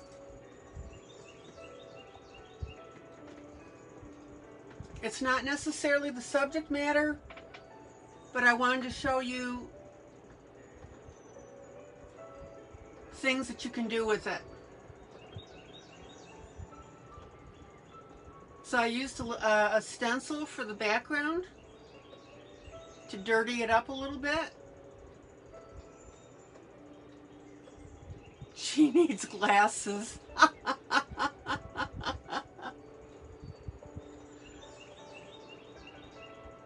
Oh, this one's too scary, Rhonda? Okay. But Rhonda, it's Lola. It's steampunk Lola.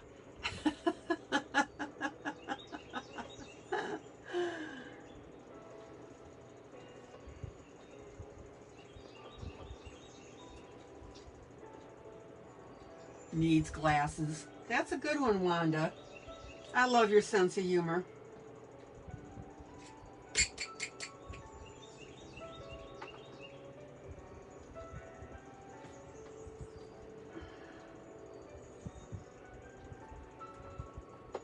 Okay, so Wanda, you said that you like the gear add-ons.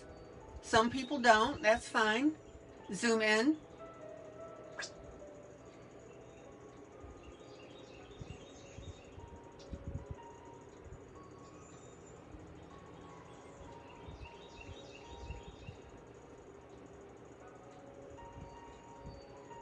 Lots of fun with this one, guys. Zoom out. And, you know, this subject matter, you know, it's kind of messy. You know, when you're doing like a fairy forest scene, this is not a fairy forest scene. This is rough and tumble and dirty and, you know, steampunkish. But you could, of course, go ahead and change it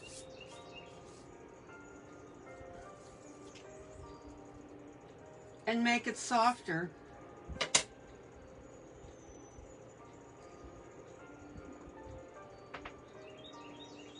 Colors and feathers are your favorite part. Okay.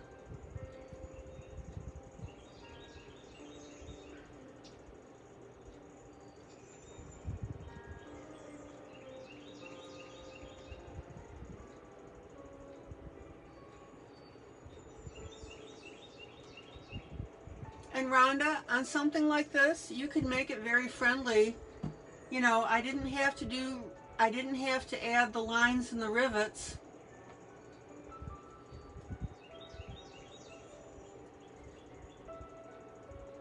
And since there are 2 pages of this, I'll post a before and after when I do it.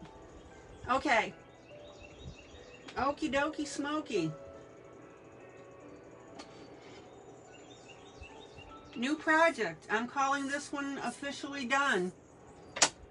Like I said, I will finish up these gears.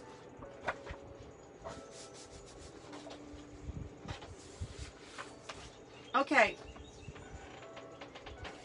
I hope you enjoyed that. I did.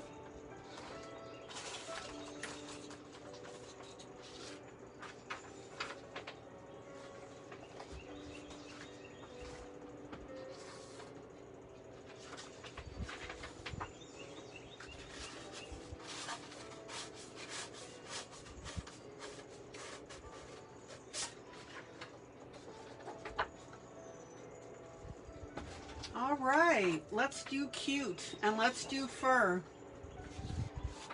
This is from 101 Animals to Color.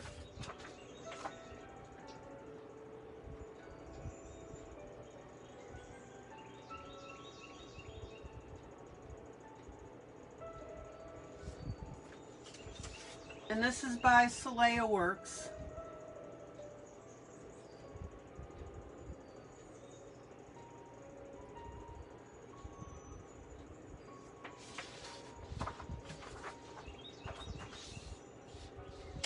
I have printed this, a cute Wawa, that's right.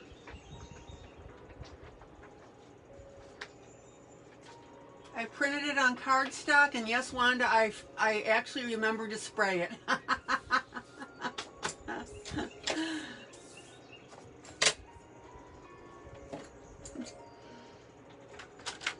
Wanda is my ILene, did you remember to spray your page person? Wanda, that's why you have to be here. I'm telling you. You keep me out of trouble.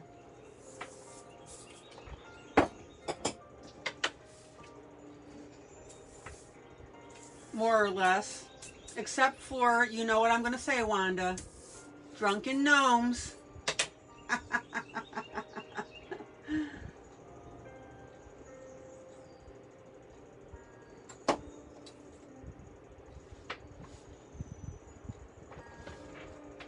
Well, Wanda, you're the fun trouble. Listen, there's a difference between trouble and fun trouble. Okay. So, new project.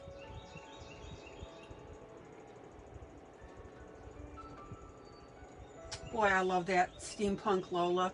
I'm going to label her Steampunk Lola, too, by the way. Okay. X-Acto knife. Don't cut yourself with it, guys.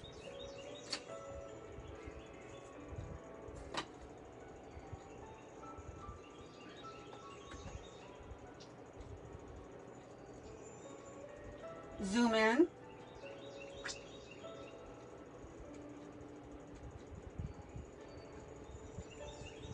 Zoom in.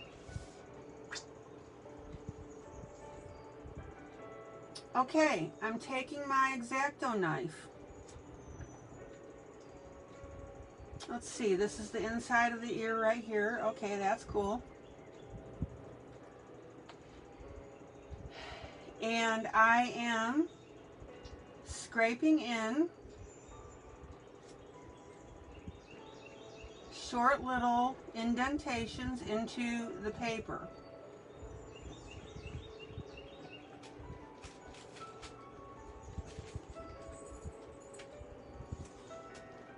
Zoom in. I don't know if you can see them on camera.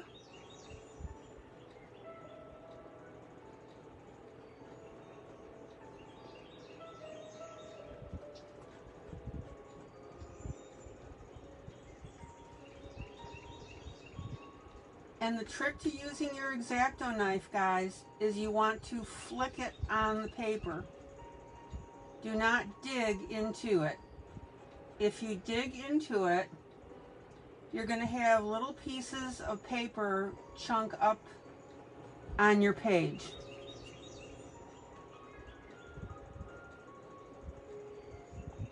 And what you're doing here,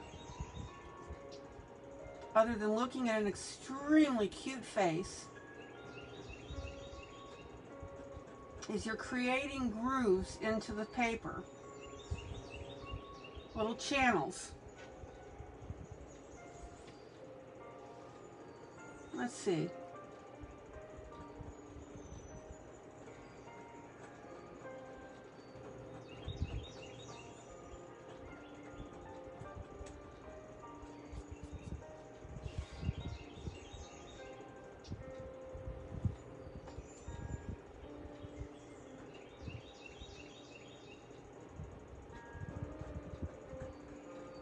And you don't have to press hard.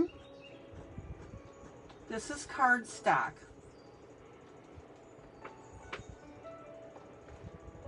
All right, now I'm going to split the nose down the middle. So roughly here's the center part. And I'm going to go ahead and do little scrapes down either side.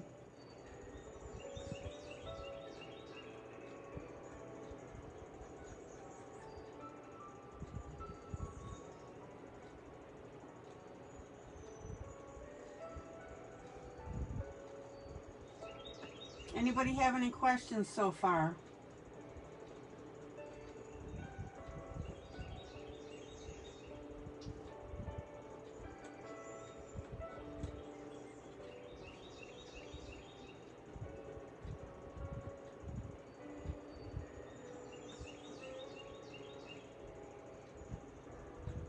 I probably should get a new X-Acto knife. This one's probably dull. They are not expensive at all on Amazon.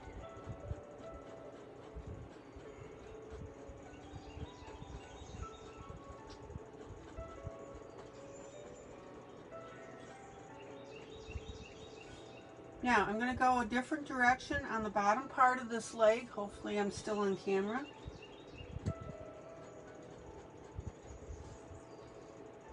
Just holler at me if I'm not.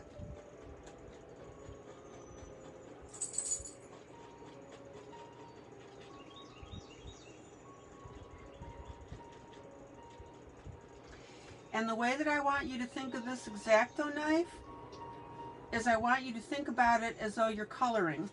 Okay? Does that make sense?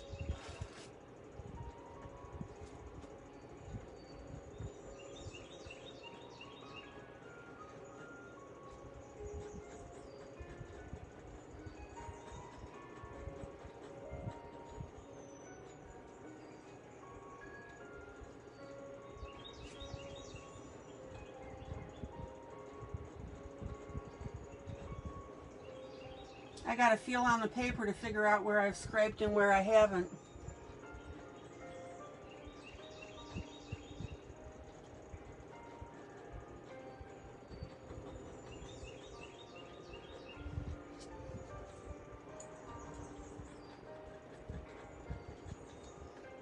Okay, so I've got to do this leg yet.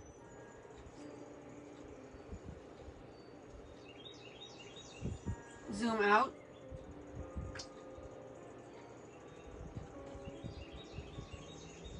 Now, I want you to notice here that the author has the fur going in two different directions on the leg.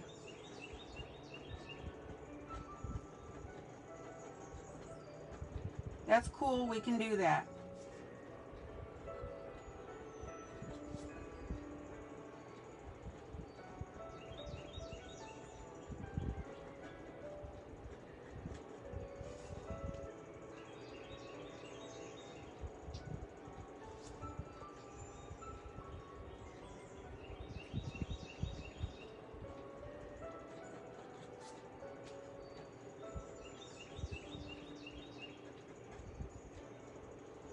Yeah, I've got to feel, like I said, I've got to feel to figure out where I've scratched.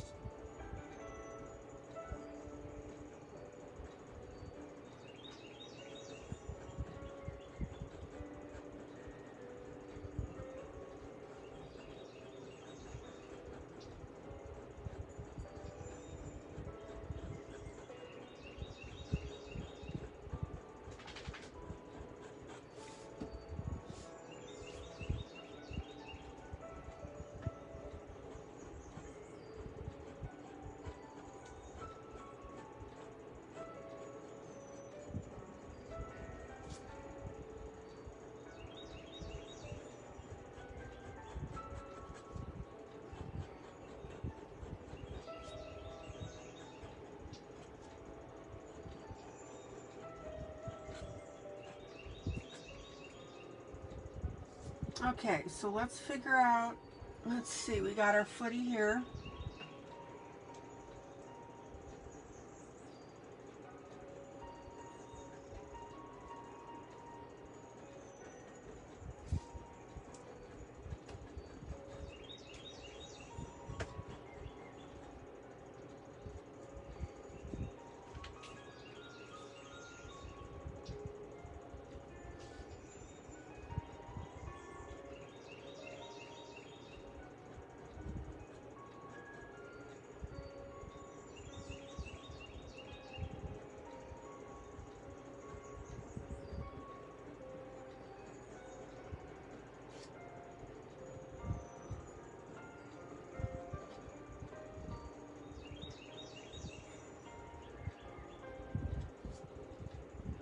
Okay. I think I got everything.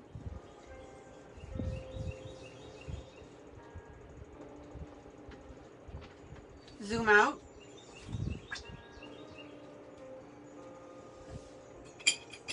And if you're like me, put your knife away.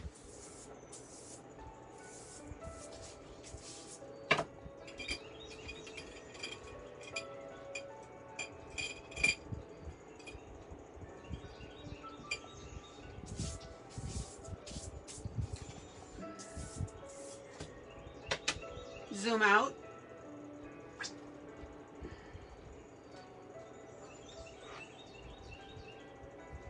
Oh, that is so cute. Okay, now I am going to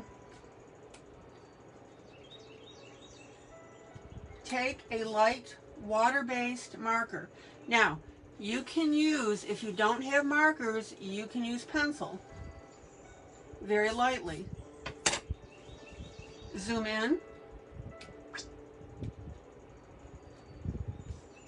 And now what's going to happen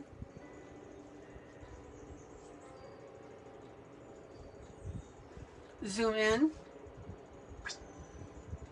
is everywhere that I have put a scratch in the paper. Look what happens, guys.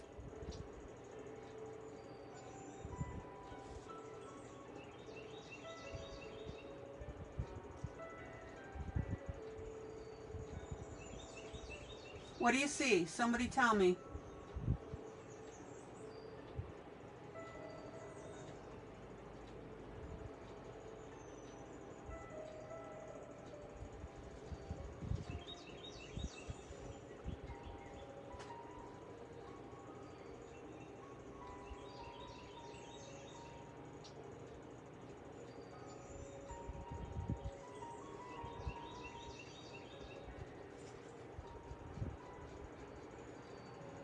Uh-oh, forgotten area.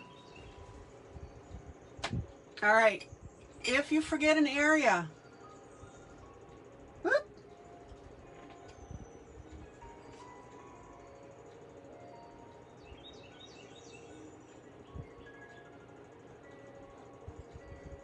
you can go back after your marker dries.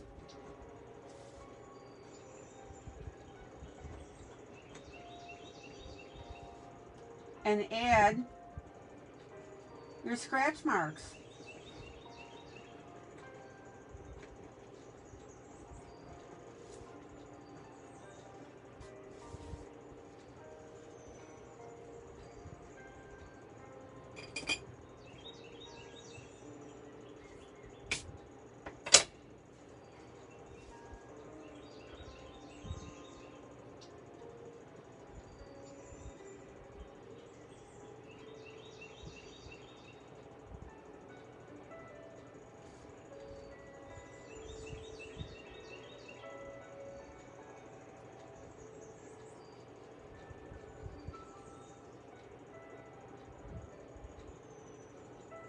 Anybody have any questions about what I'm doing here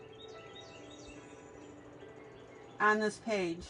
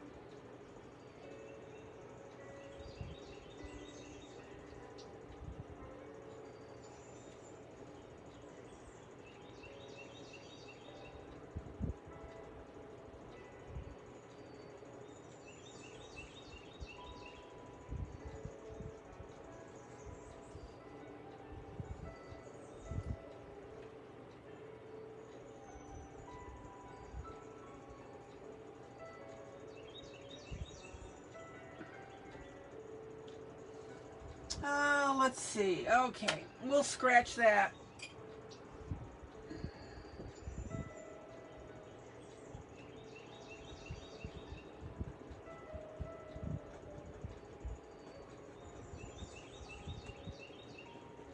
Now, depending on the breed of dogs, or whether you're doing a horse, for example,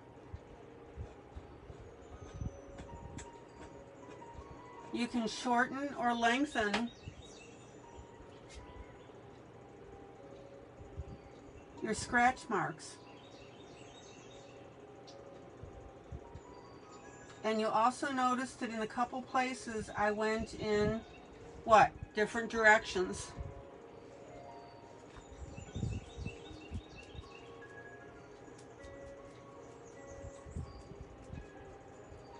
And everywhere that I'm putting marker, it's filling into those scratches. Zoom out. Zoom out.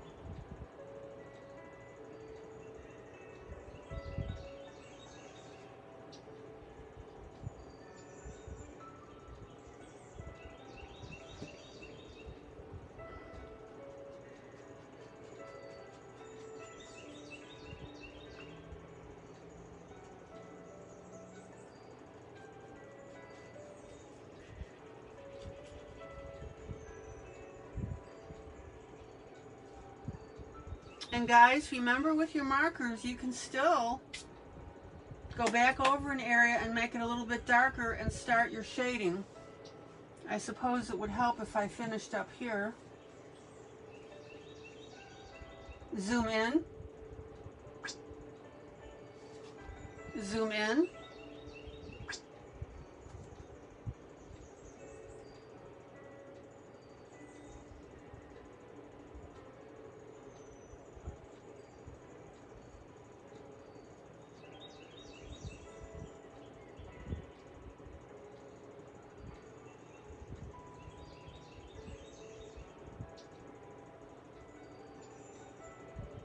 And all I'm doing right now with this marker is I'm putting in my base color, okay?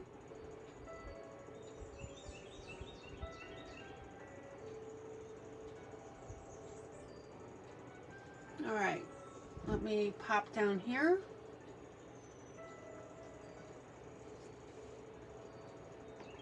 Thank you, Wanda.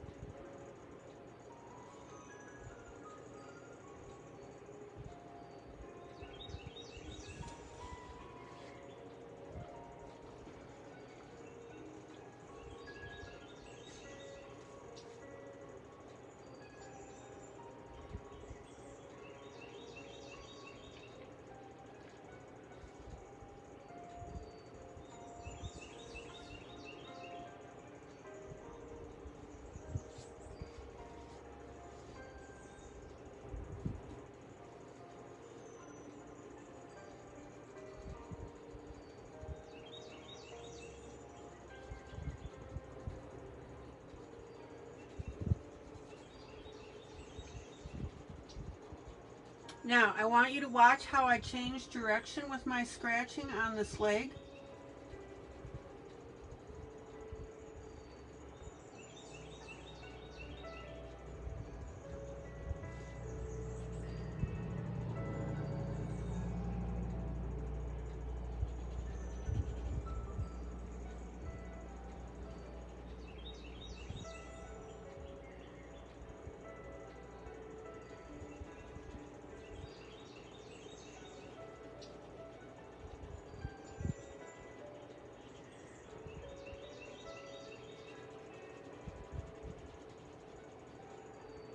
And again, if you have an area or two that you want to darken up, repeated strokes with your marker.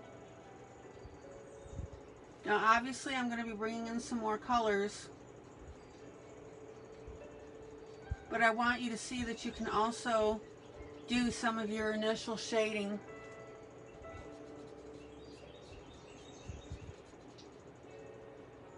while you're putting in your base color.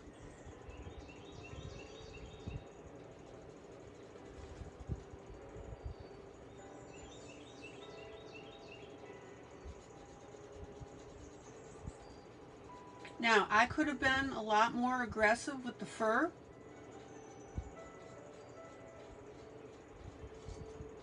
Let me show you something if I can find it quickly.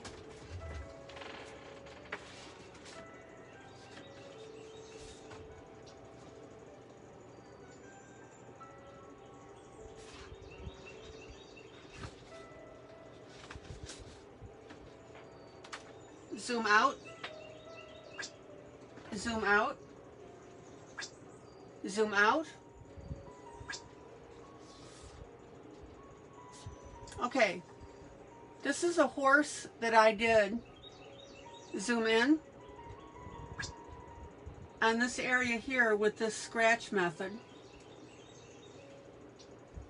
You see that? You can change direction on it. You can concentrate in one area. Again, I will be doing a tutorial on this. It works very, very well. You can shorten the hair, you can lengthen the hair.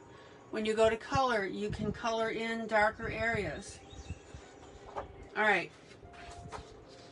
This one here, I did the reverse, is I put the color down first and then I scratched in my fur.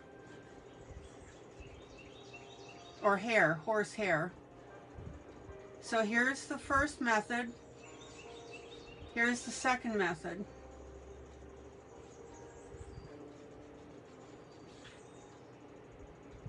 And again, you can use marker or pencil over your scratches. It is so ridiculously easy, guys. It really is. You just got to play around with it. Okay.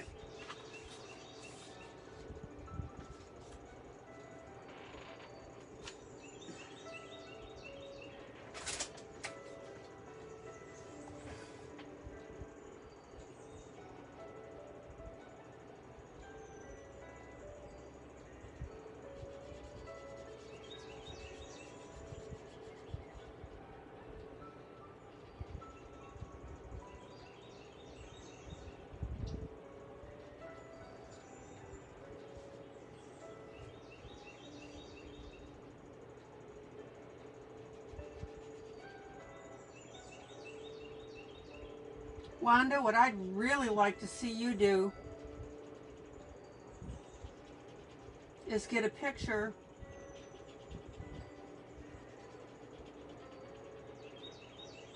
that's got hair in it or fur.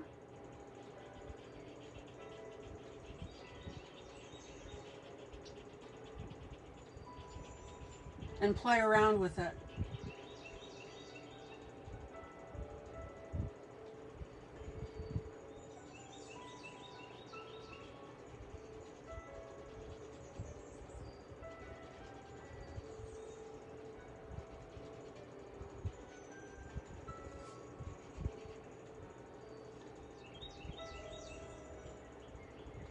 Do I use darker colors in scratched areas?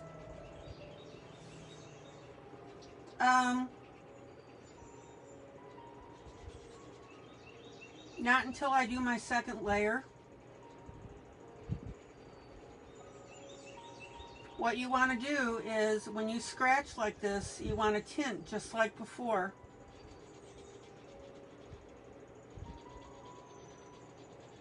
Your first color is going to be your lighter colors.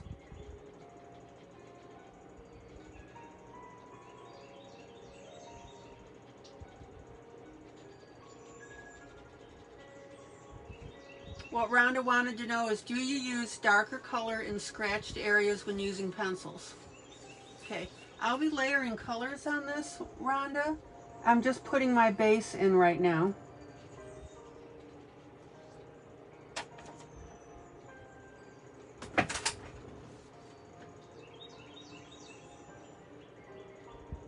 Okay.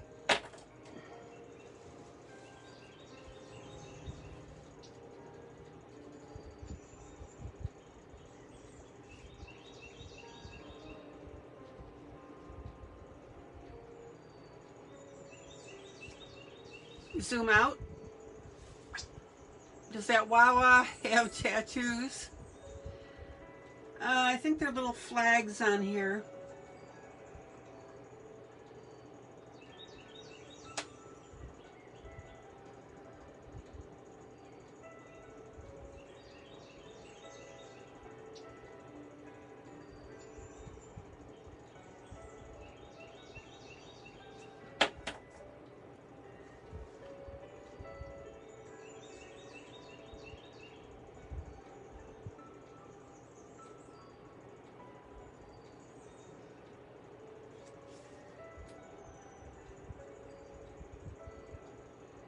Now, the neat thing is you can do this on flowers as well, and that's going to be another technique that I'm going to show you. Whoop.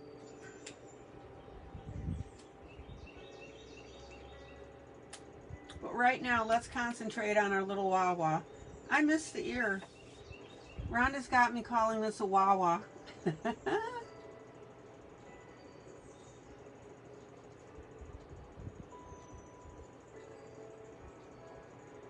A lot better than having to type out Chihuahua every single time, isn't it?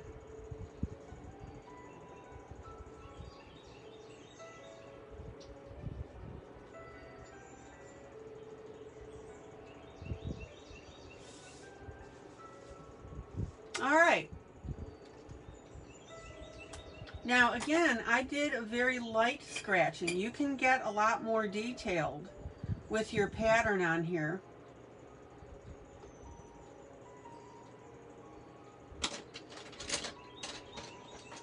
I don't want you to be limited by, don't be afraid to put in more scratches.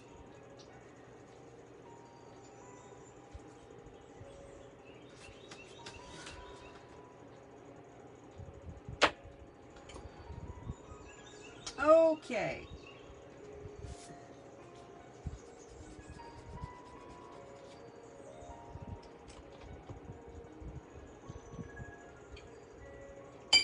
Excuse me for reaching over.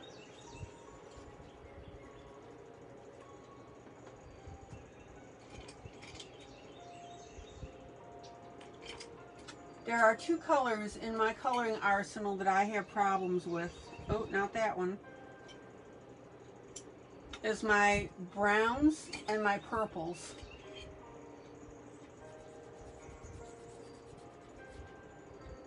I don't know why. I can never find a decent brown. Takes me a while to find it. That's Willie the Wawa. Oh, we've named it. Okay. Willie the Wawa.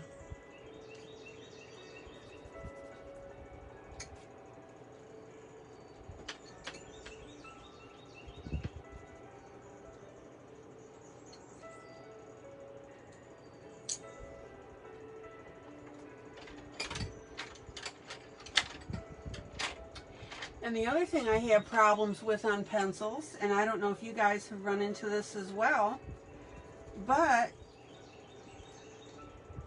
I can never find decent reds. But again, that's very subjective, isn't it? All right.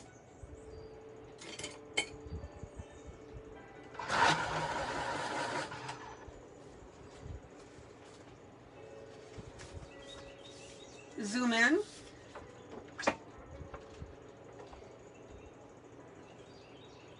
Willie the Wawa.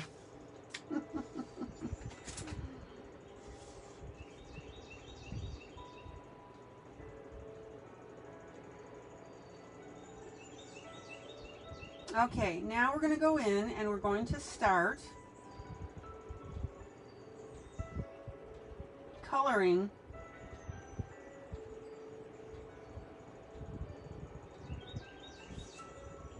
just like you normally would have. Excuse me while I move you a little bit. There we go.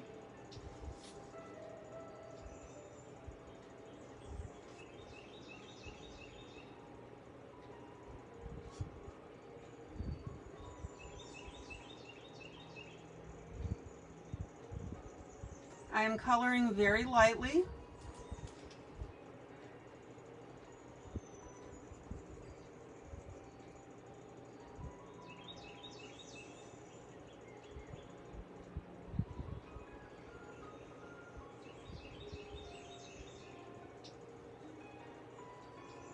And I'll just go ahead and start putting in the pattern that I want on my dog.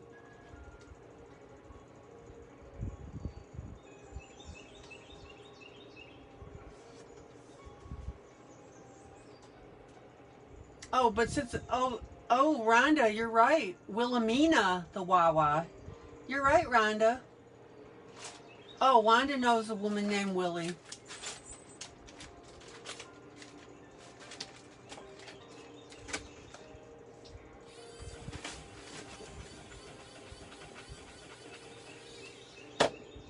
Is Willie a nice person, Wanda? Is she good people?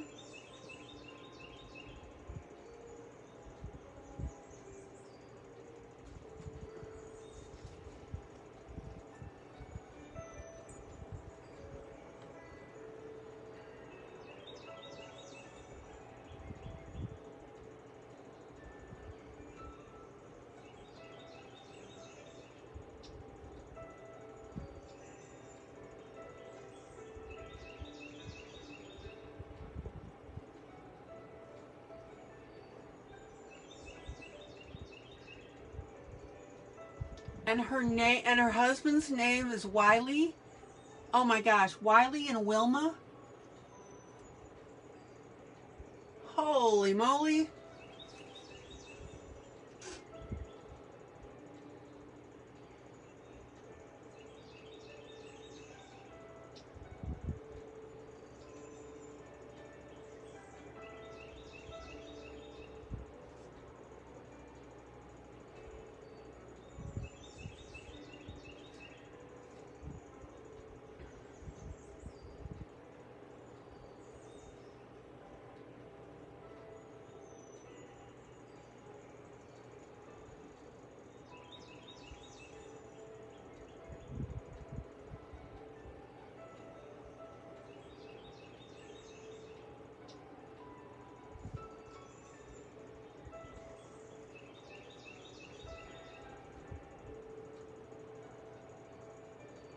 Now notice that I'm using my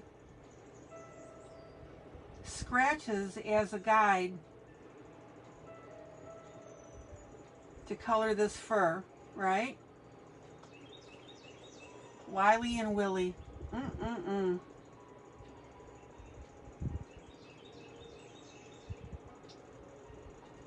How long have you known Wiley and Willie?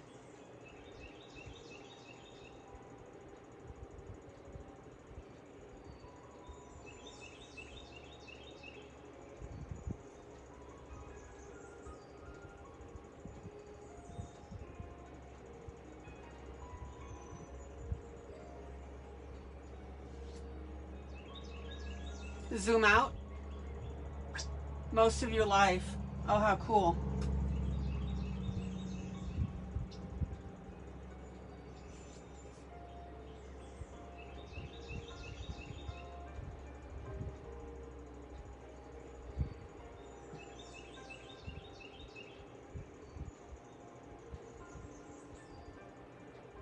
Now, notice how I'm going in. And dog fur, you know, I talked about this. Dog fur and cat fur is fun.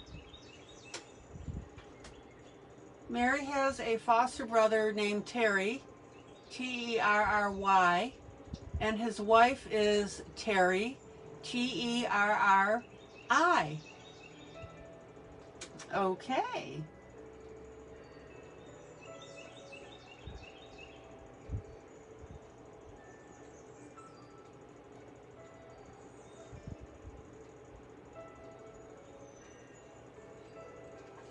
So dog and cat fur is relatively hard to screw up color-wise.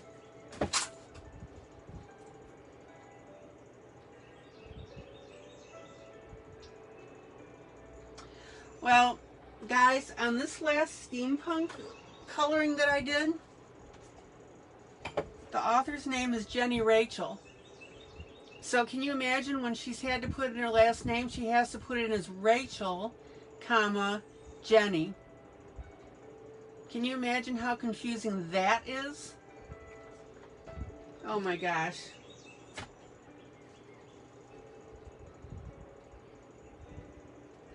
But no matter what her parents did, I mean, if the last name is Rachel, what can you do with that, right?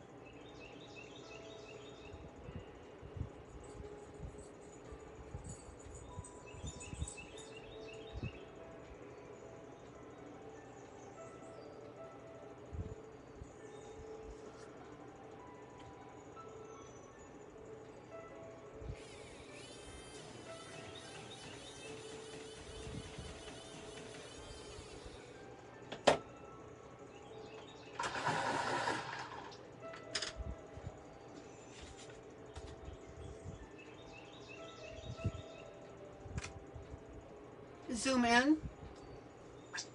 Zoom in. Okay, so I'm going to have a little fun with the eye.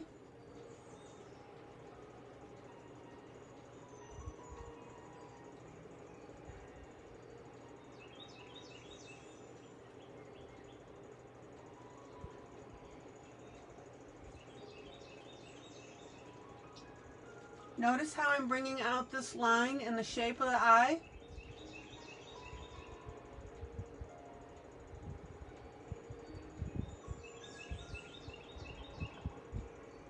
Same here.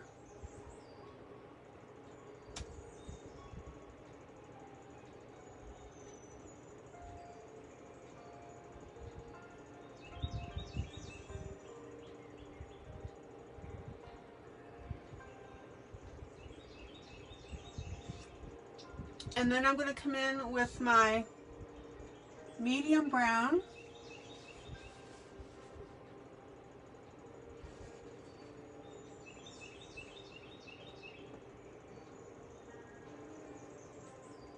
Around the outside, but not too heavy because we've got that nice goldish look underneath. Everybody see how cool that looks?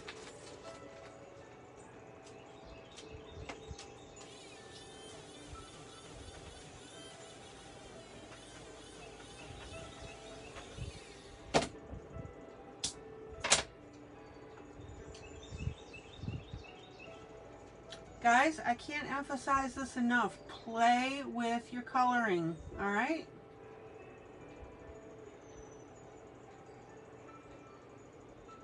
And treat it as though you're doing a painting.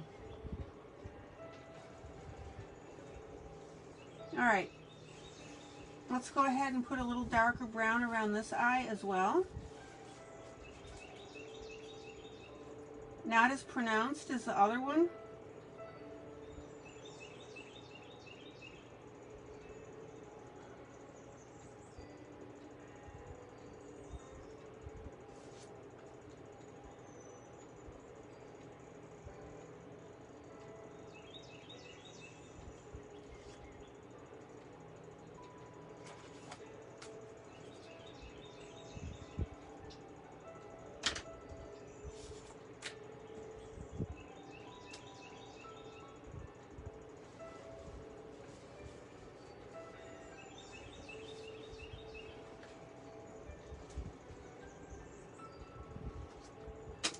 And then come out with your lighter brown.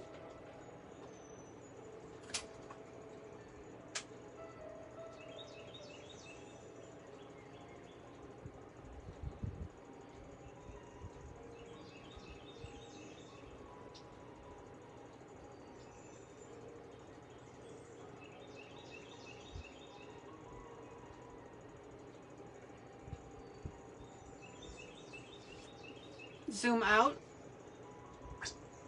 Zoom out.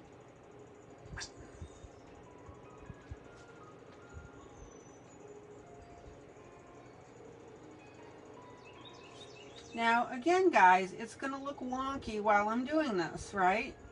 It looks like a mismatch.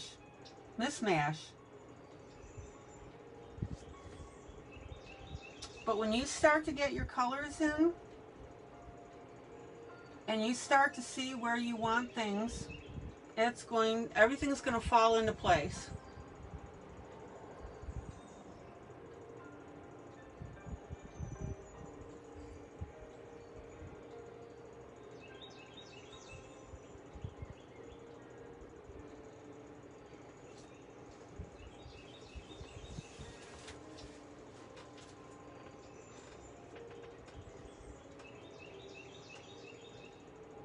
Now, I'm taking my light brown and very lightly going over my initial gold color that I put in there.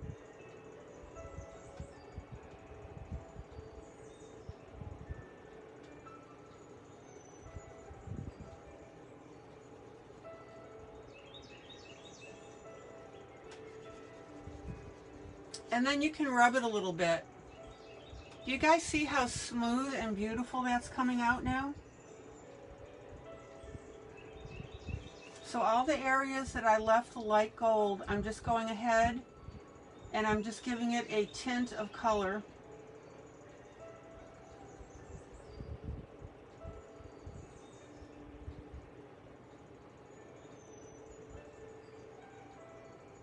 Because remember, whatever is underneath now is going to influence everything that you put on top of it.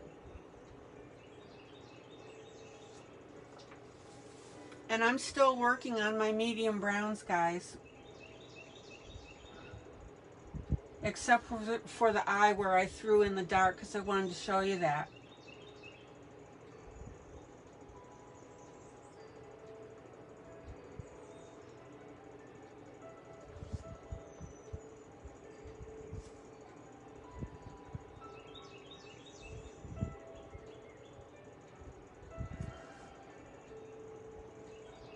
And again, notice how I'm holding my pencil. I'm holding it back from the front.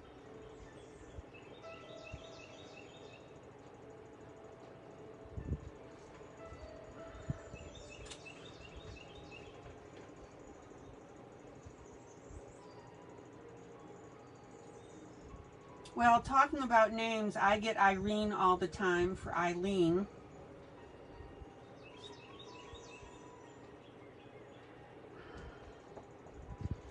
Okay, and I'm going to go ahead and I'm going to blend this with my finger.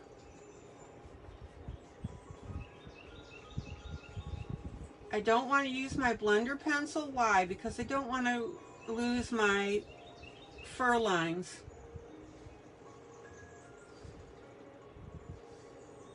Zoom in. Zoom in.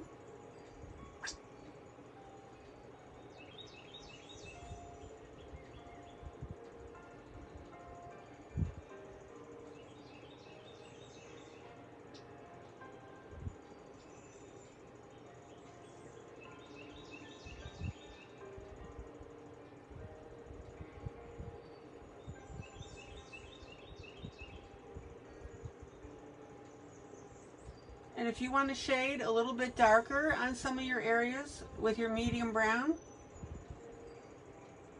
cool.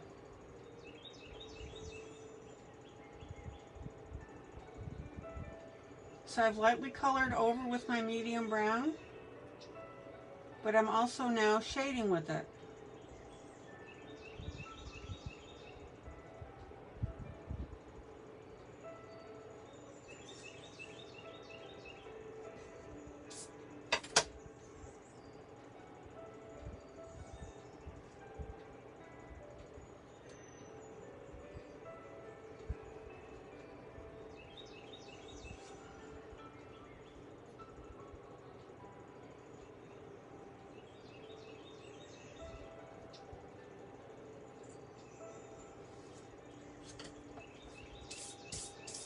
Zoom out, and I need to grab a little water. Zoom out,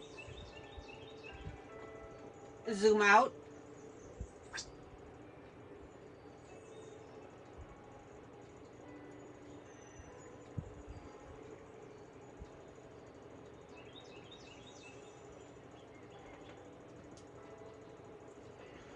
Okay. And if you see any abrupt areas, like right here, blend them.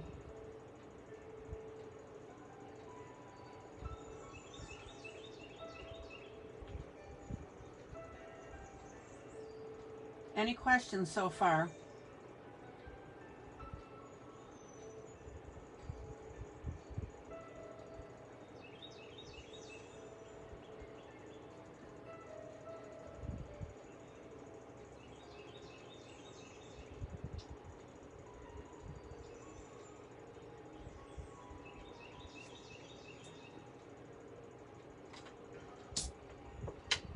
Okay, let's play with the dark brown.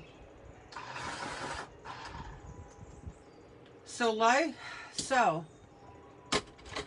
medium, and dark. And we have a funny looking chihuahua with a dark head and a light body. Zoom in.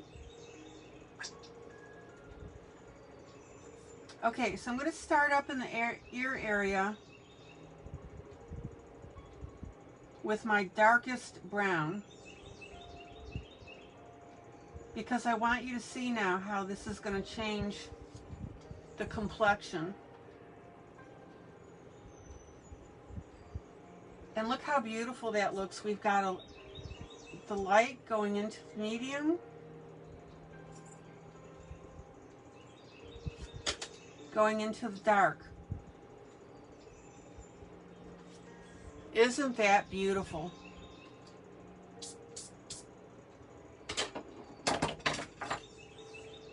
And this is where now your subtle shading is going to make this piece look really good.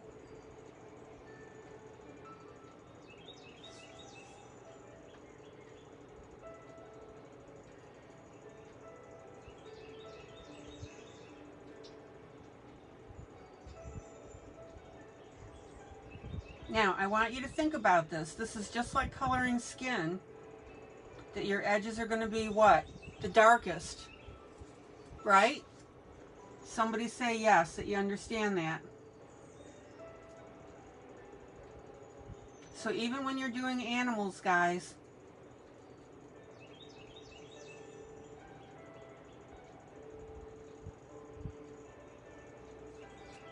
you're still going to do your normal shading techniques. And what I want you to see here is, as I'm going out to the outside here,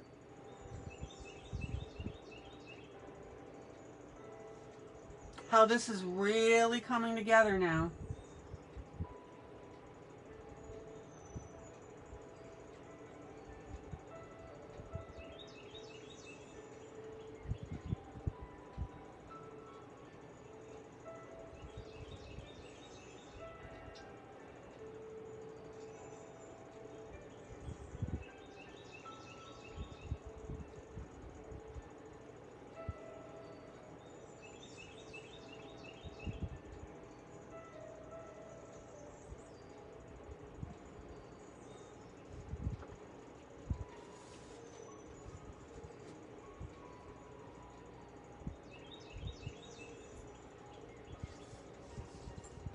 So let's go ahead and get under her mouth.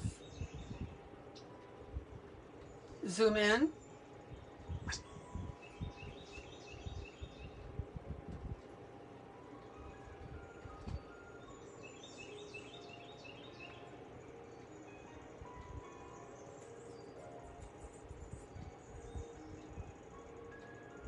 And notice around her muzzle area here, I'm going to shade in with my darkest brown as well.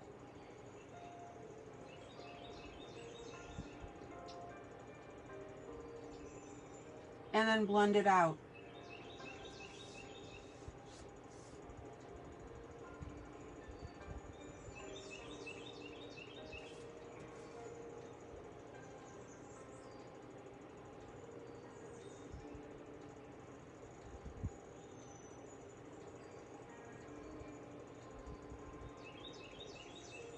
So guys, there's shading going on for two reasons here.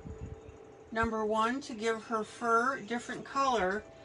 And number two, now the shading to give her, what, dimension, right?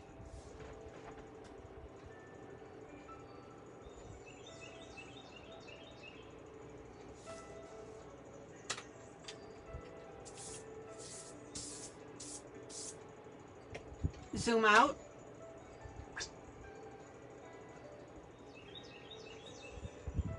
I love those eyes. And remember what we said? Oops, hold on, got a brush.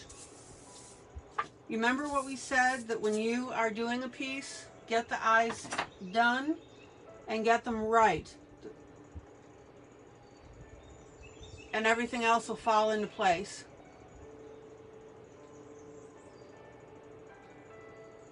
Questions, comments? Did you learn something? Zoom out.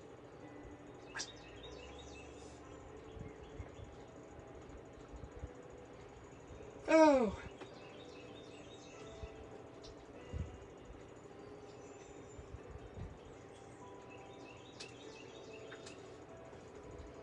Now, another little spot that we can go with our darkest brown. Zoom in. Pearl, give me 2 more minutes.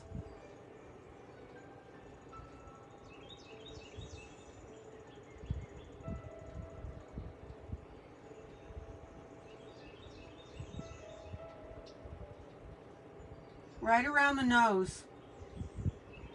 Everybody see that?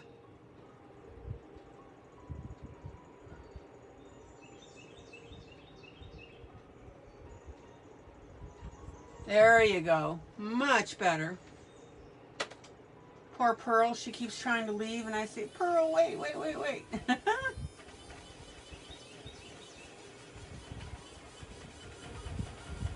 All right, now I'm just going to do a little bit of cleanup here because I want you to see now.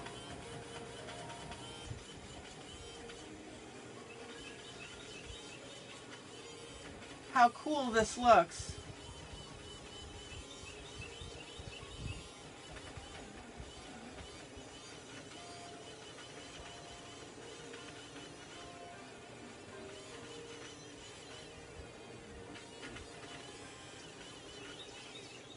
Oh my gosh, guys, look. What do you think? Isn't that cool? Zoom out.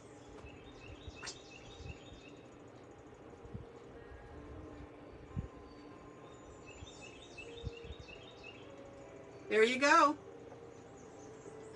All right, guys, I'm calling it an evening.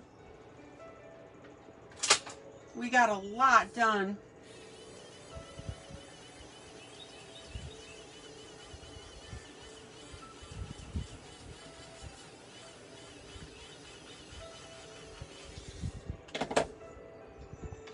And I hope you learned something. Should be a law against tattooing a Wawa. Yeah. All right, guys, love ya. Guys, joyous, joyous coloring. I can't let you leave without telling you that. You know I love ya.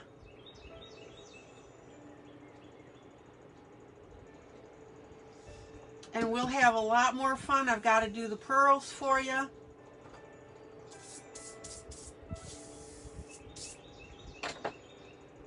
Oh my gosh. Too stinking cute. All right, guys, you take care. I will see you tomorrow night. Same time, same place. And this little cute little cutie is what I'll be working on. Check out that fur. I love it.